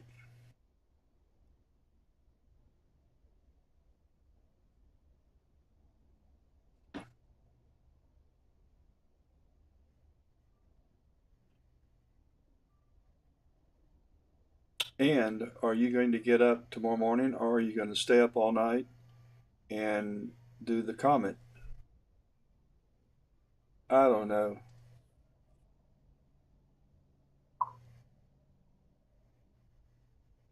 Bernard 33, the horse head. Do you have an HA? Do you have a? Can you get HA filtered uh, information? That really needs HA along with LRG with the RGB. It needs a lot of HA. There's a lot of HA in order to get. For me, I can't image the horse head without taking some HA and get it to look right.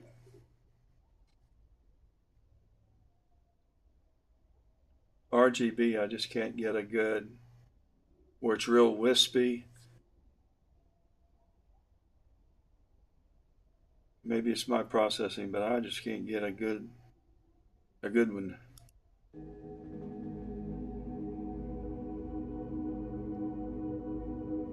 Put my headset on.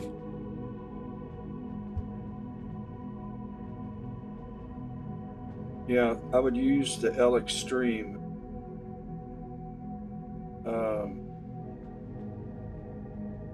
Just to get the HA for, I would get a couple hours of the L Extreme and the rest with the L Pro for RGB.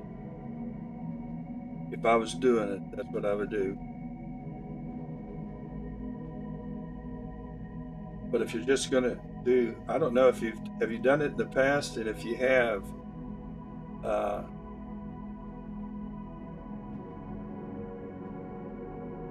well, just try to get some HA,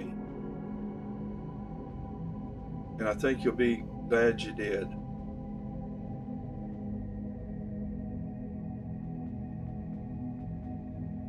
So when I do the horse head, I'm going to take, let's say I take 5 hours total. You don't need a lot. 4 hours of it's going to be HA, 1 hour is going to be RGB. And I won't do any luminance on it. No need.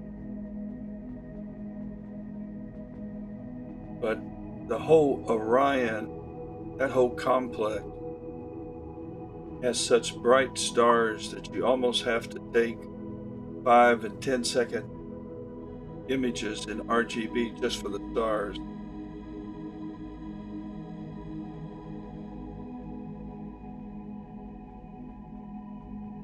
Yeah, make sure you get some. The L Extreme will bring in some of the hydrogen alpha. I don't think there's any O3, but there's plenty of HA.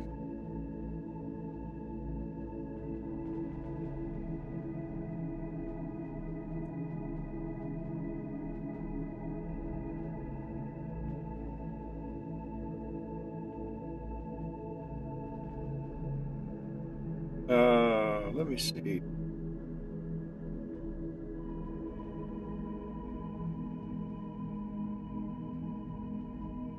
I just saw it. Here we go. Here's the horse head. Now, this is what you don't want to do. This is one of my earlier images. And what I need to do when I image this is mostly HA up here, is I need to take 5 or 10 second images, about 30 or 40 of them, just for the stars,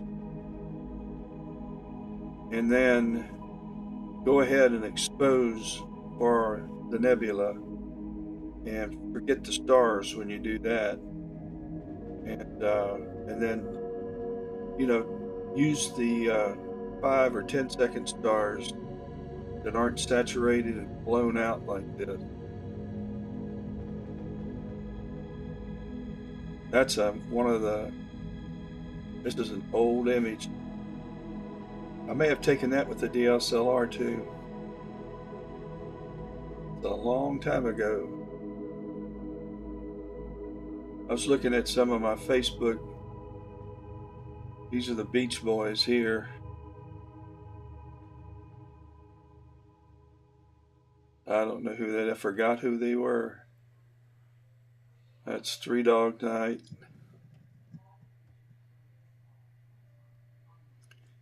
This looks like he's dead. Oh, Lordy. Not a good picture of him. uh,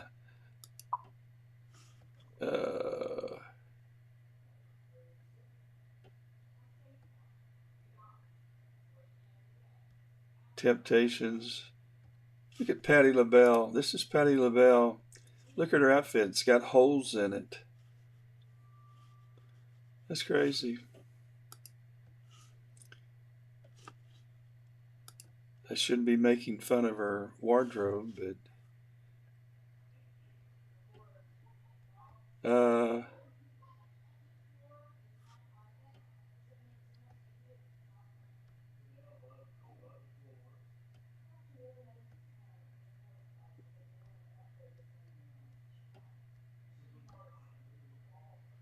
I don't know. I've got more. Here's my gut feeling. This is an RGB image with no HA. I'm gonna see. I bet you this is an RG. Oh, I've got a horse head on Discord in the deep space. That's that's a better image. This is better, but it's this area is not pink like I've got it. I don't know where I got the pink color. Huh. And here's another horse head that doesn't look good. Okay. Yeah. Enough of that.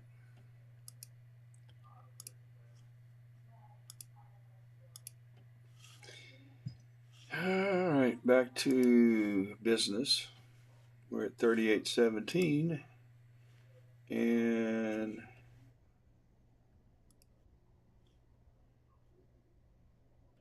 what image are we on?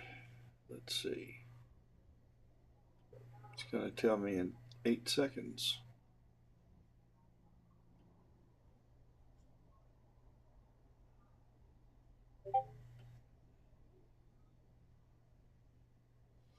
Yeah, if you're at, yeah, the 10-inch RC, it will frame it pretty tight. Sure will.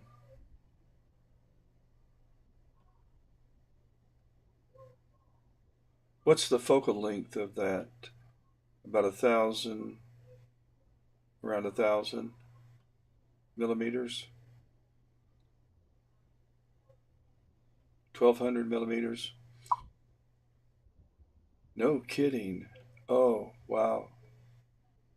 Wow. Wow. Really? That, wow. My 8-inch is 2032 Smith Cassegrain, but I was thinking the RCs were about half of the Smith Cassegrain.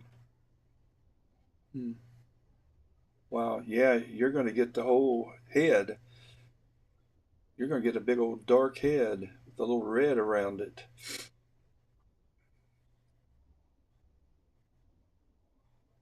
So you have that on Discord now? I'll go over and look at it when I sign out of here.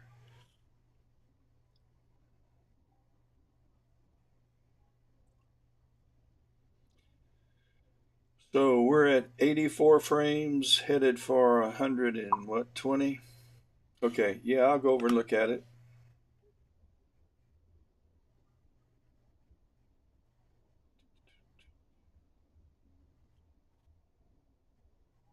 The data's looking decent coming in. Bingo bongo.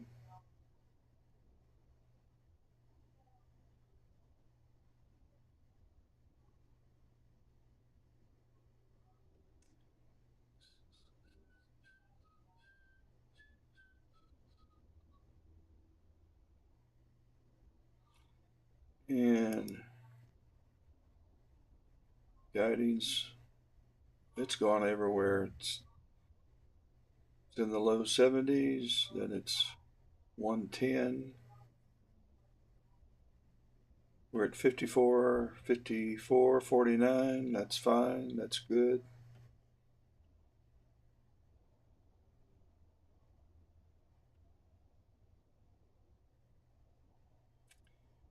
All good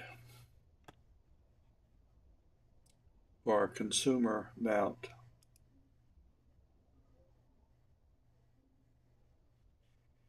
Okay, let's run the focus assistant. Well, I'm at 4.53, so not too bad. And I just ran it. When did I run it? Okay.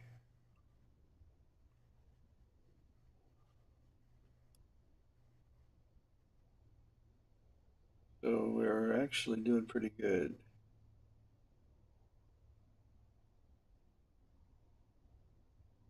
Although we were at 412.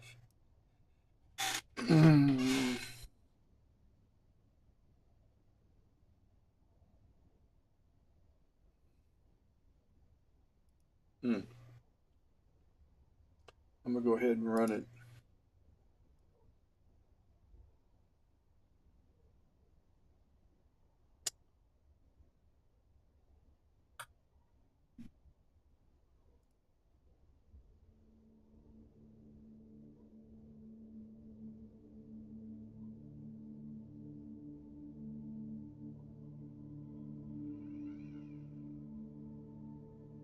With the L Extreme and F8, you have to take uh, some long exposures.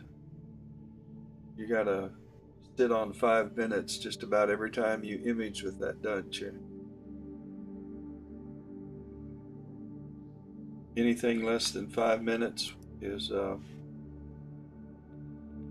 L Extreme is light limiting. Great filter, but it does limit light.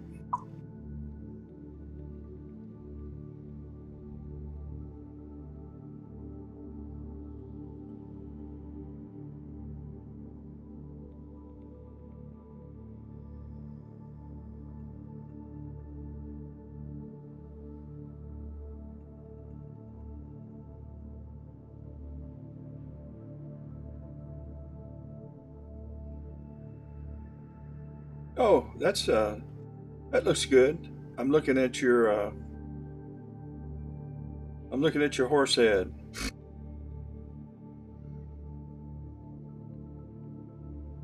That's not 2,000 millimeters though.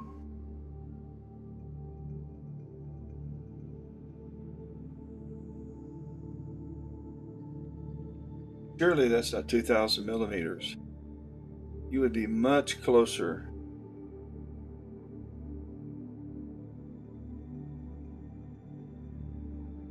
Now, is that the L Pro? Yeah, 5 minutes. Is that the L Pro you're using right now?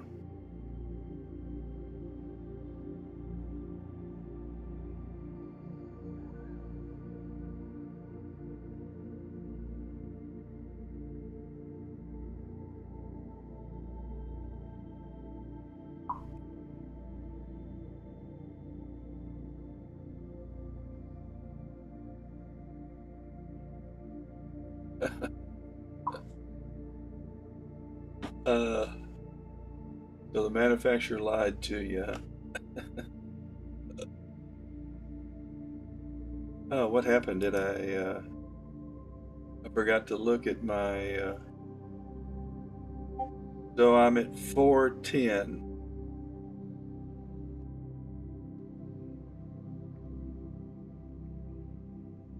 So we improved it some with that focus.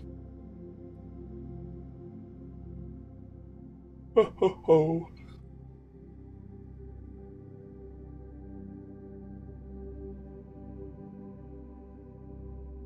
I tried my best when I went to sleep last night I set my Fitbit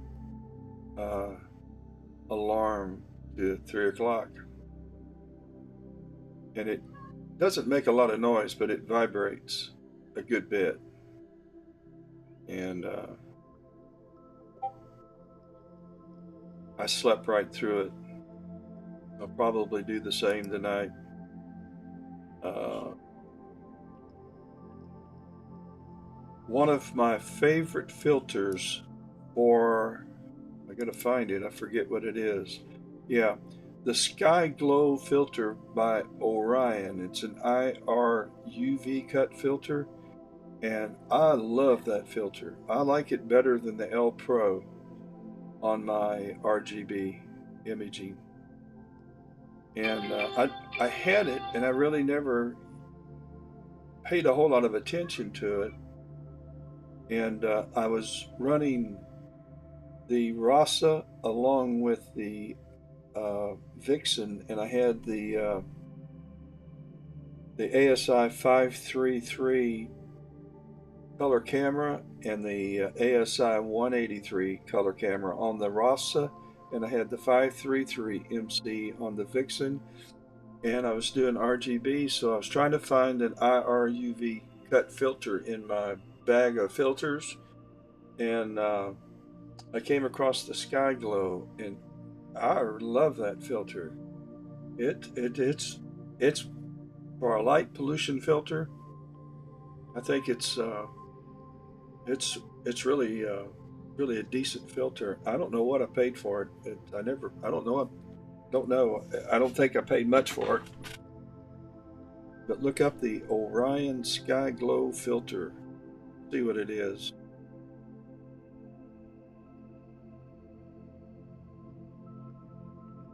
I do like it though. I do. And I've got the L Pro too.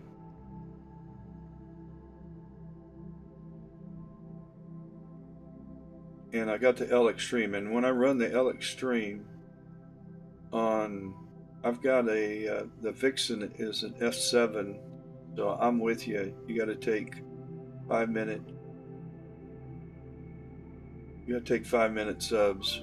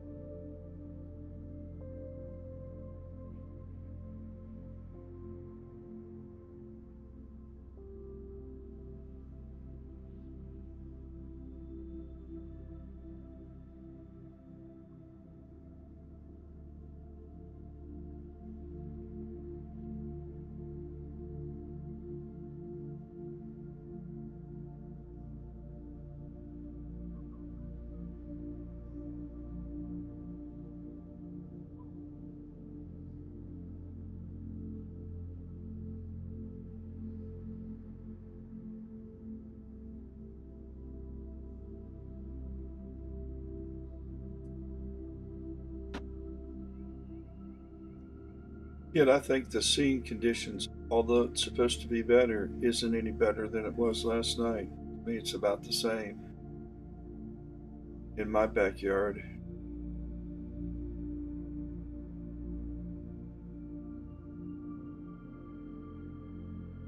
If it's better, it's just marginally better.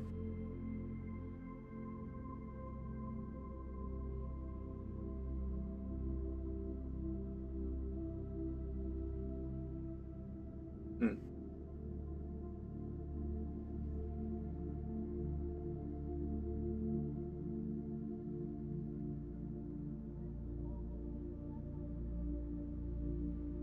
Yeah, my stars look better.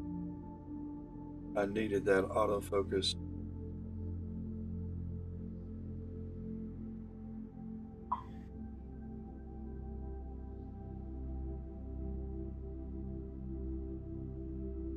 Oh, really?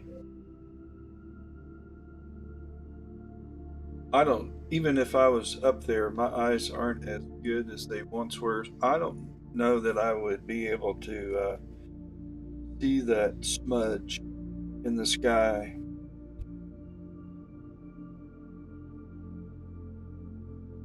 But your Chesapeake's just far enough away from Spartanburg that,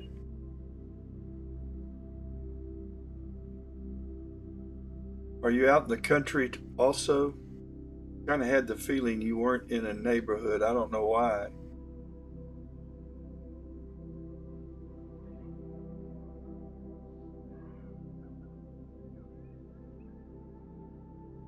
I'm guessing you probably have a sky meter reading in the 20, 21, something like that. High 20s or 21. Yeah. Well, that's Andromeda, the fuzzy smudge. But you're not going to see a fuzzy smudge down here.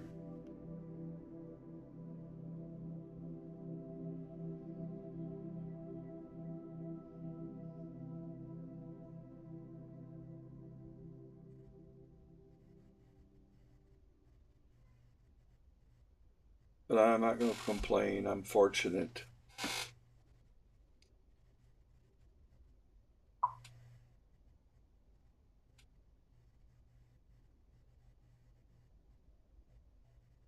There you go.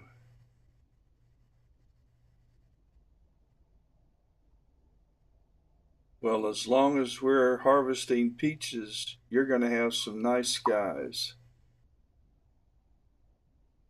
That's awesome.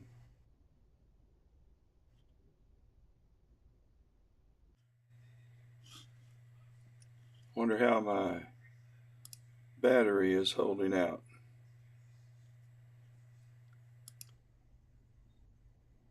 Because this has been on most of the night. And let's check it. 75. That's pretty good.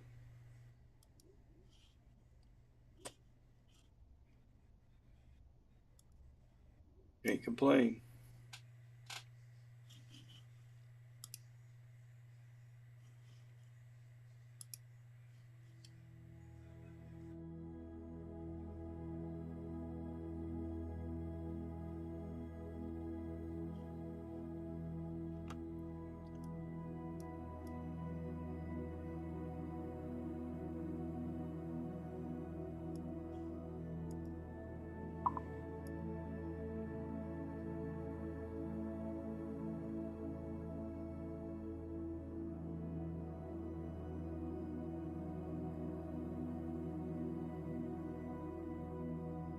What camera, Richard, are you talking about?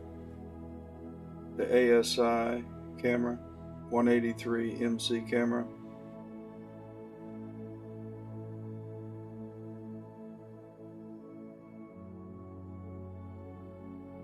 Or the ASI 533? I like both of those cameras.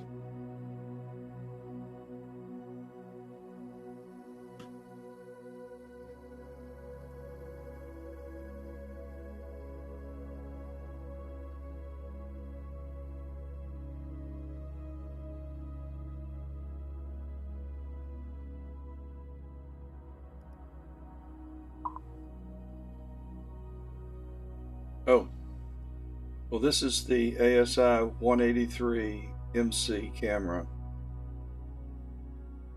and it has a dimension of 5496 by 3672. So it does allow you to crop into a picture and still have a good bit of data, but the image files are so large that you just about double your time, your processing time. And if you have to drizzle 2 times, well, you might as well pack it up because it's going to run the weighted batch processing script. If you have 100 images, it's going to take most of the night. The file sizes are so large. But right now, the telescope combination of 400 millimeter and the image scale of 1.6, pretty well sampled. So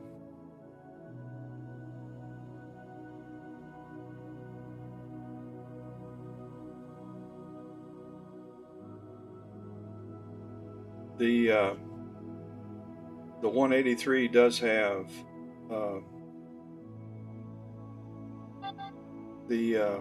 what do they call it? It's when the light leaks in. What is it? Oh crap! Da da da da da da da. Oh, can't even think about what it is.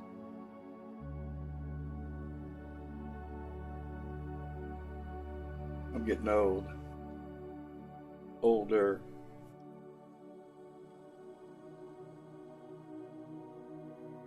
What is it called when you take a dark frame, like a 3-minute dark frame, and you've got light leaking in? What is that called? It's a common problem with CMOS, a lot of CMOS cameras, and the 183 has it in spades. 533 doesn't have any of that. It also has a square sensor, and I like that. What is that called?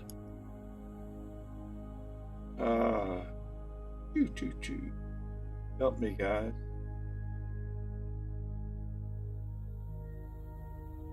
It doesn't matter because you can flat it out with good calibration frames, but oh, I don't know what it is. I forgot.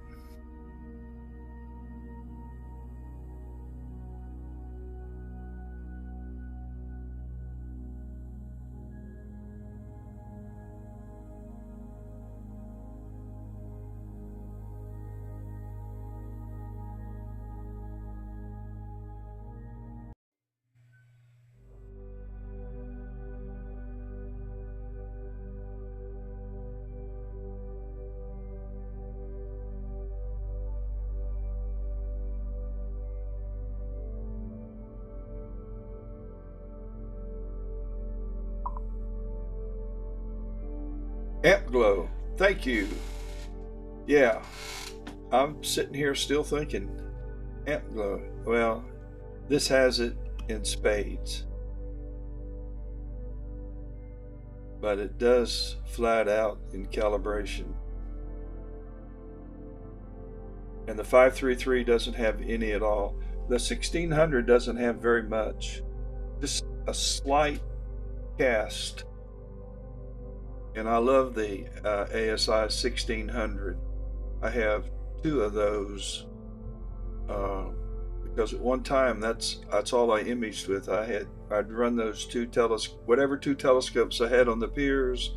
I had the ASI 1600s on and mono cameras, and I just started doing one-shot color cameras again in the last year.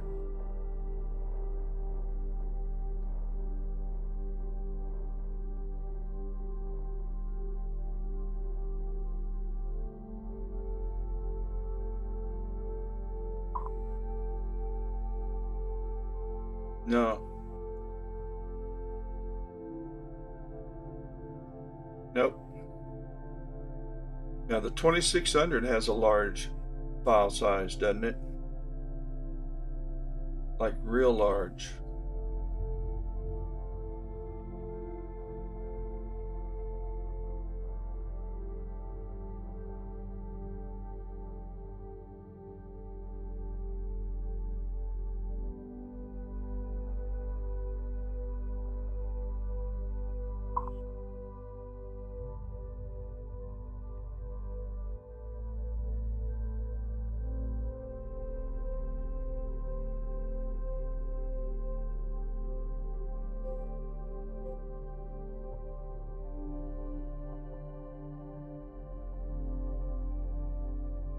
Yep.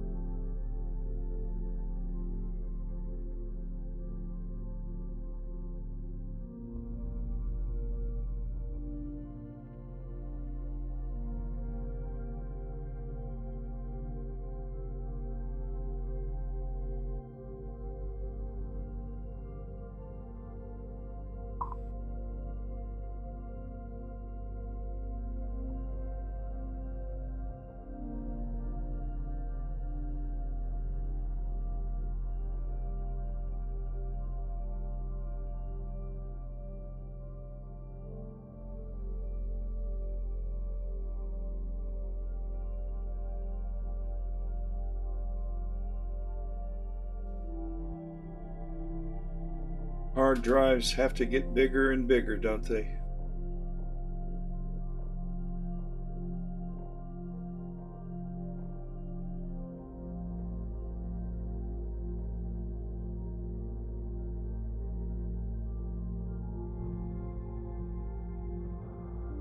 Well, RMS now is in this under 60. And the RA and the deck are almost identical. So, good stars. Can't get better. I don't get better than that. That's good as the scope our mount can perform. My means continues to drop, which is a good thing.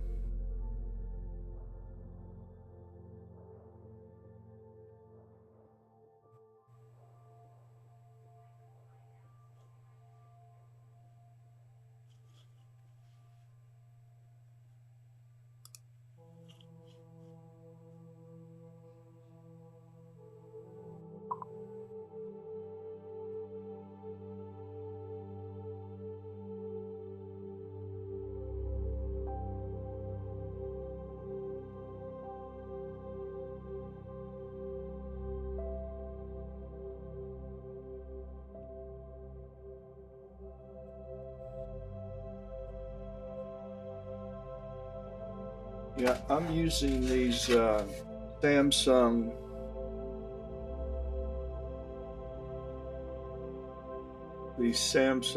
hard drives. They're 1 terabyte drives, and I have some Velcro on them, and I just stick them to the risers going to the optics or anywhere. You can sit on the Pegasus Firebox and plug into the Firebox. And I don't know if you saw this, but I picked up 2 of these Windows computers. They're the Melee, MELE, Quieter 2Q computers. They have a 128 gigabyte solid SSD drive, and there's a 2 HDMI slots, 1 USB-C port, 1, 2, 3, 4, 5 USB 3 ports, an Ethernet port, and I don't know what that is. Oh, what is that? Oh, it's a head jack for if you wanted to add earphones to it, I guess. But I was watching Huve brag on his Melees, and I sent him a message and asked him if he would buy them again, and he said he would, so I did it. I don't know what this has. I don't know enough about this. I don't know what kind of a processor it has. I know it doesn't have a fan, so it can't it can't do a whole lot, or it would heat up and blow up. So it's going to be limiting on what it can do. Just as long as it can run Sequence Generator Pro, it won't do any processing. It's going to run my acquisition software, PhD2, Cortez, DeSoul, Pegasus Ultimate Powerbox software, and my light panel, my flat panel software called USB dimmer for my Spica flat, and my Moonlight standalone focuser should I need it. So that's all I need to have on there, and I've installed that and installed SharpCap. Also, I still have about 80% of, and it's got Windows 11 on it, I think. Still has about 80% of the drive free, so I'm going to replace the two laptops out front, outside, with these. I've been having some problems with the laptops, and it's a matter of time. They're really old. They've been kind of refurbished by a friend of mine um, that knows what he's doing, and I don't. And that's what I've got three of them, and they're old Dells, and well, two of them are Dells, and one of them is a Lenovo. And the Lenovo is very, very dependable. It's the newest one. It's about 3 years old. But the other two are, one of them, in fact, is won't turn on. So the one I'm using for planetary, I can't get it to turn on. And I hate to have to fuss with the computer. There's enough problems getting Astro Gear running than to have computer problems to boot.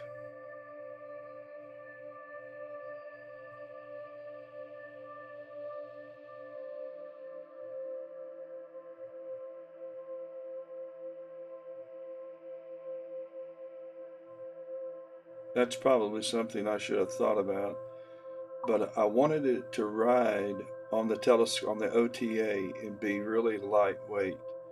So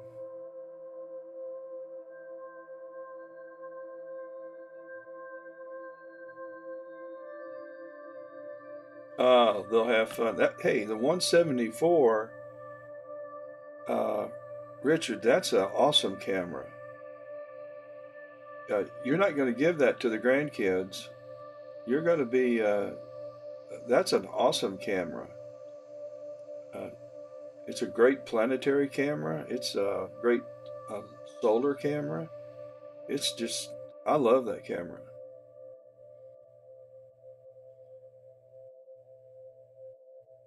Big time.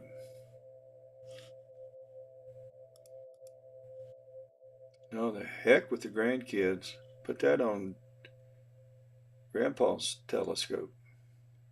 I know what you said, though. I know what you mean.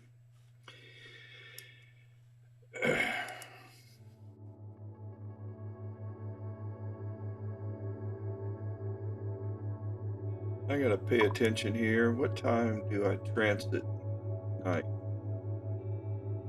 Thinking it was about 11:30 when I transited last night.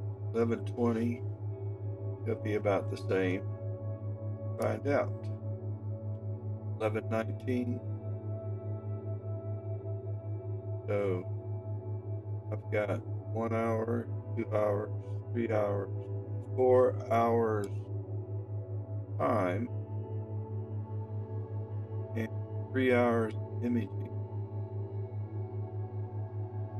I better back off and try to get 130.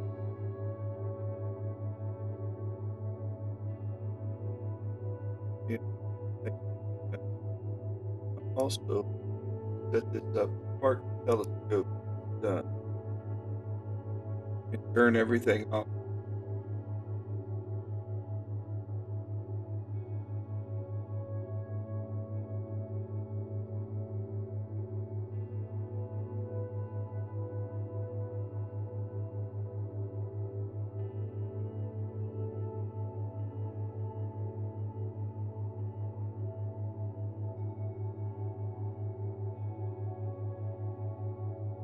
I used the 174 on the solar scope.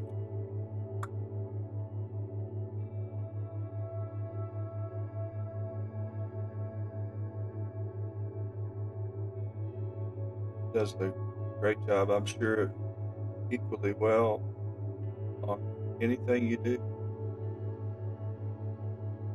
Never used to deep sky stuff. I've been so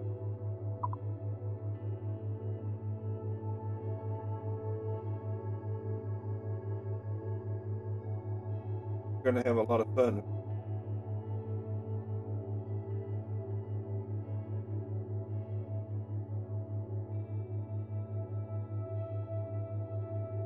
We're at 36. I think we may get into the twos tonight.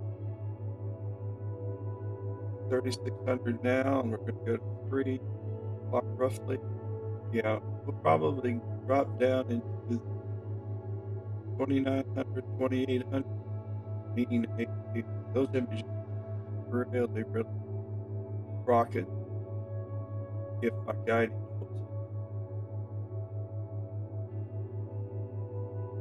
How cold is it?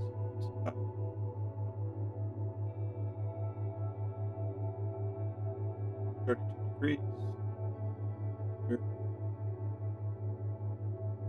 I don't know what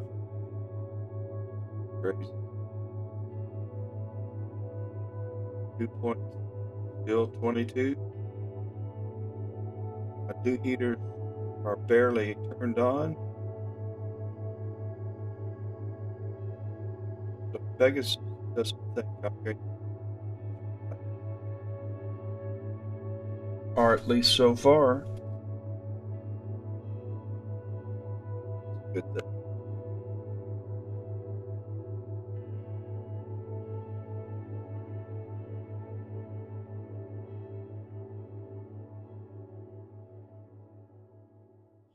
Well, I am going to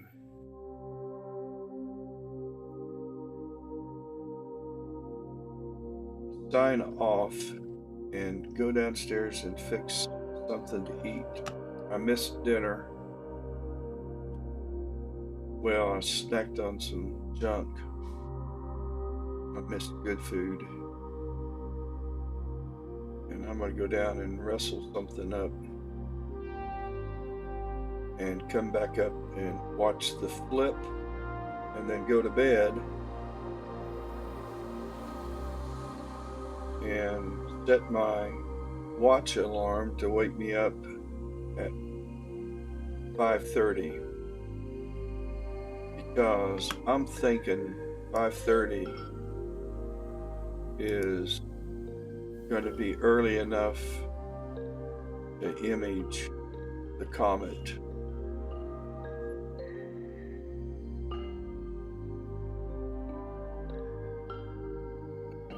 Right, like get rid of that song.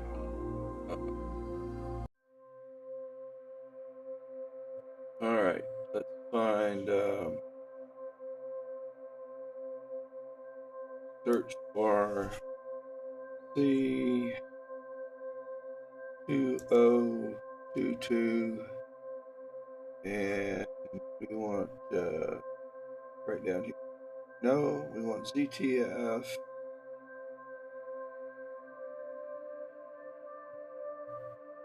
Huh.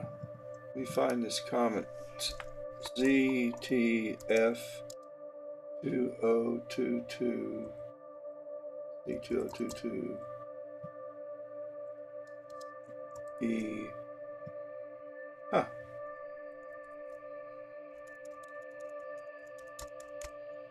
Oh, we gotta find it.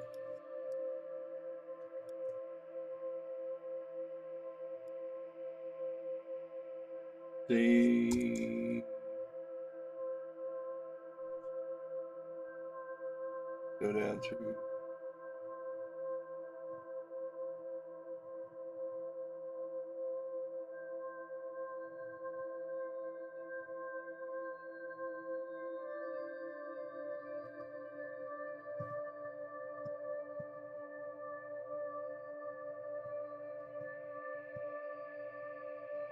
All right. Here it is. No. It's E3.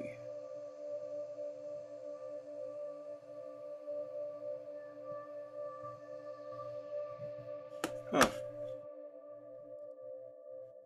Let's see.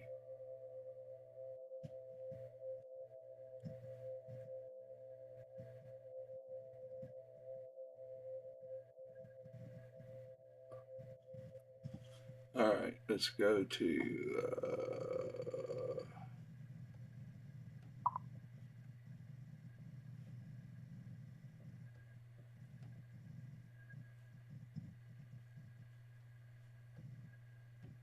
Oh, Lordy. I don't use Starry Nights that much, but I know the comet's here.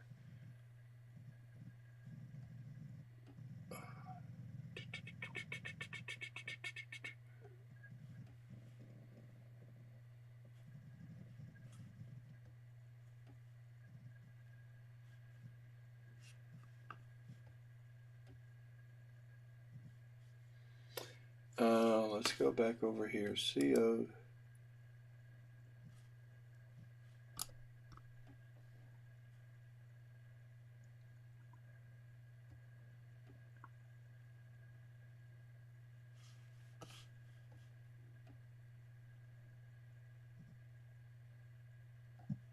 CO22, not Bach.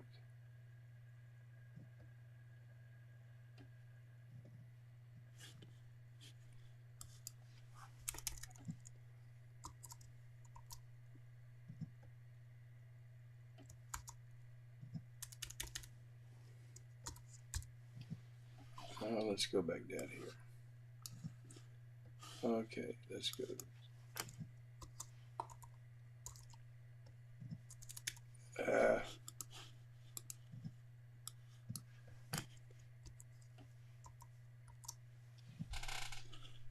All right.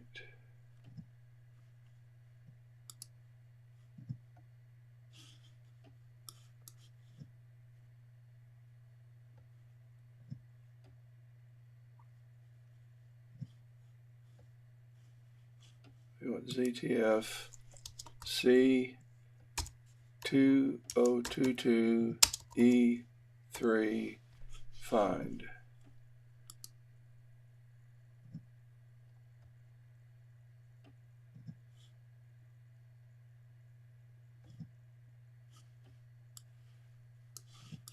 And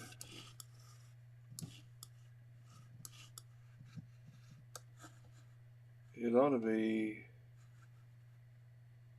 getting ready to rise.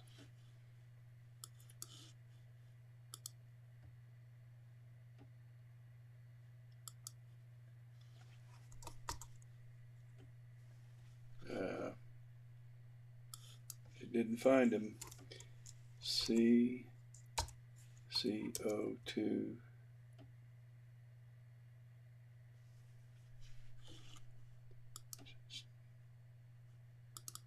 Let's see where that is. Nah.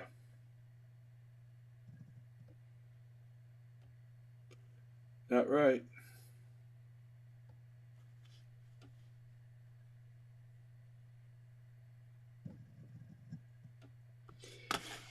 Well, I know it's in Stellarium.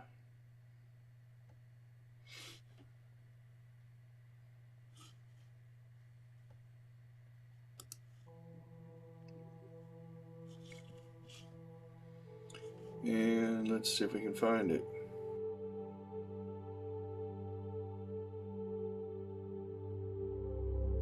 And search. There it is, right there. Okay, we need now. So let's get on.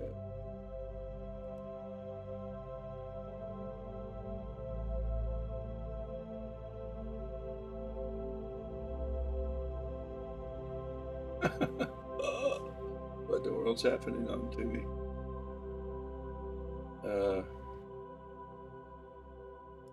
I'm not having a good night. Alright.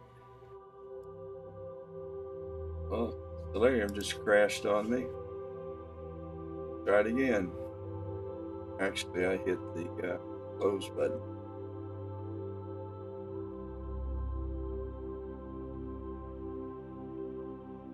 Alright. We're going to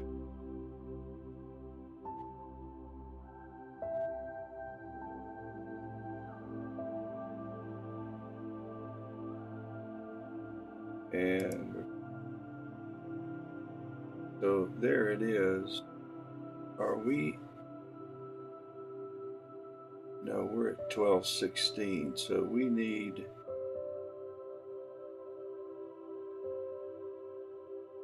to reset the clock to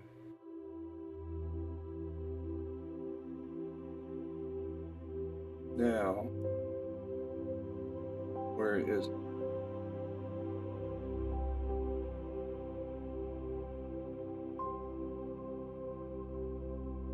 So where is?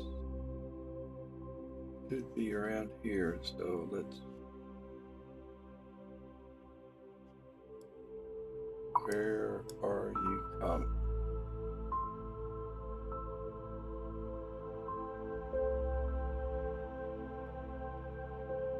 Well, I can't see below the horizon. So when does it rise?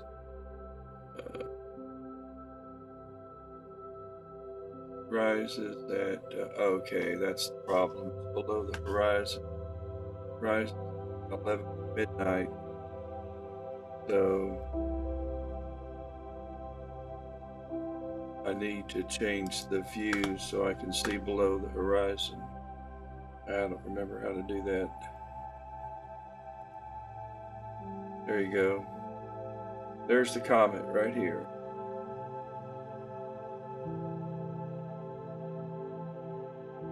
So let's see. Let's run the clock up. Let's see. Run the clock up to let's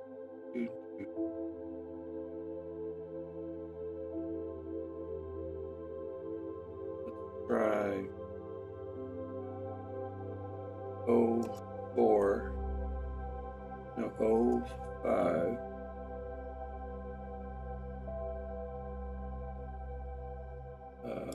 30. And see where the comet is. 5:30.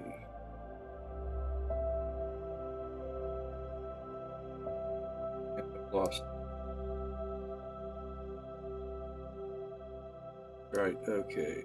Find it again. Okay, so 5:30. Yeah, like that. But we're pretty high in the sky. What time does the sun come up? See where the sun is. Alright, here's the horizon. I would have sunrise at what time? 7:34. So I would have from 5:30 to 6:30 to image. Okay, I can get up at 5:30. I can't get up at 6:30. I mean at 3:30. So that's what I'm doing. I'm going to try to get up at 5:30. Turn the Rasa towards, okay, let's do one other thing. let's go back up to our comet. And let's find it again.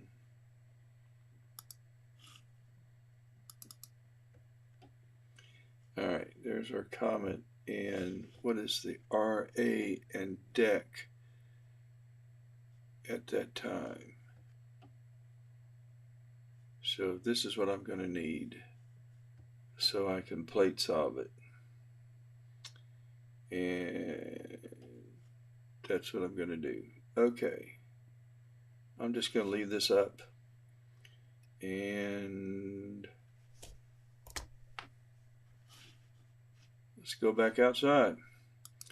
And I may try to, I'm not going to kill myself, but I may try to, oh, you know what? I'm losing my mind, guys. Let's go back over to our software. Cortez Lucille. Here's the comet. Let's search for it. Let's find it. And so here's the comet at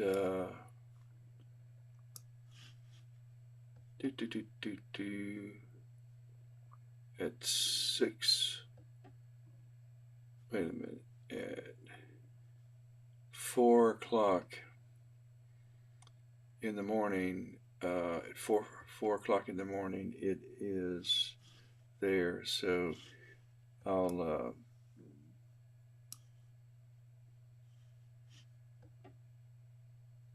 I can just click on this and zoom to it. Now plate solve it. So I'm good. My telescope's connected to this. So that's what I'm doing. Back to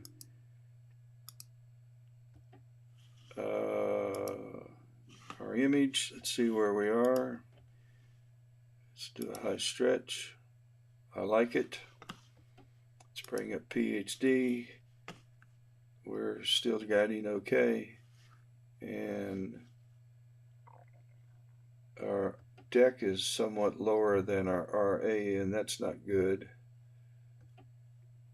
Those two numbers need to be relatively close to have round stars. And I keep repeating myself, but I don't care how low this is. If this is almost double deck, and I'll have small round star. I'll have small elongated stars if this doesn't even out some.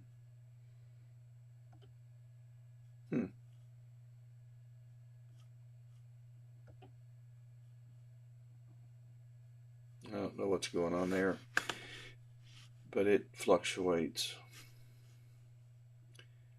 Okay, let me check and see if anybody's okay, Corin, I have been, oh, thank you. I've been paying attention to, I found it, as you can tell, but haven't been paying attention to messages. I have a one-track mind. I've been mired down in how to find the comet tomorrow morning when I wake up, because I've got to be able to find it quick, plate solve it quickly, and start knocking off some images so I can go back to bed. I don't want to spend any more than 30 minutes imaging on it, so I want to be able to get up, head upstairs, turn everything towards the comet, set up an imaging session, set it up to shut down when it's done, and go back to bed. Gosh, I'm lazy. Okay. Now these are getting closer together now. Yeah. Come on, deck. Or RA. I need RA to come down. Or deck to go up, one or the other. Is what it is. All right, well, folks, I'm going to go grab a bite to eat, and I won't be live doing much of anything other than there's a possibility that tomorrow on Martin Luther King Day in the morning before the clouds gather, if the sky is clear, I'm going to go back to the very, very, very active sun and take some more solar images. If I do that, I will be live. So until we meet again, have a great week. I hope you have clear skies in your neck of the woods.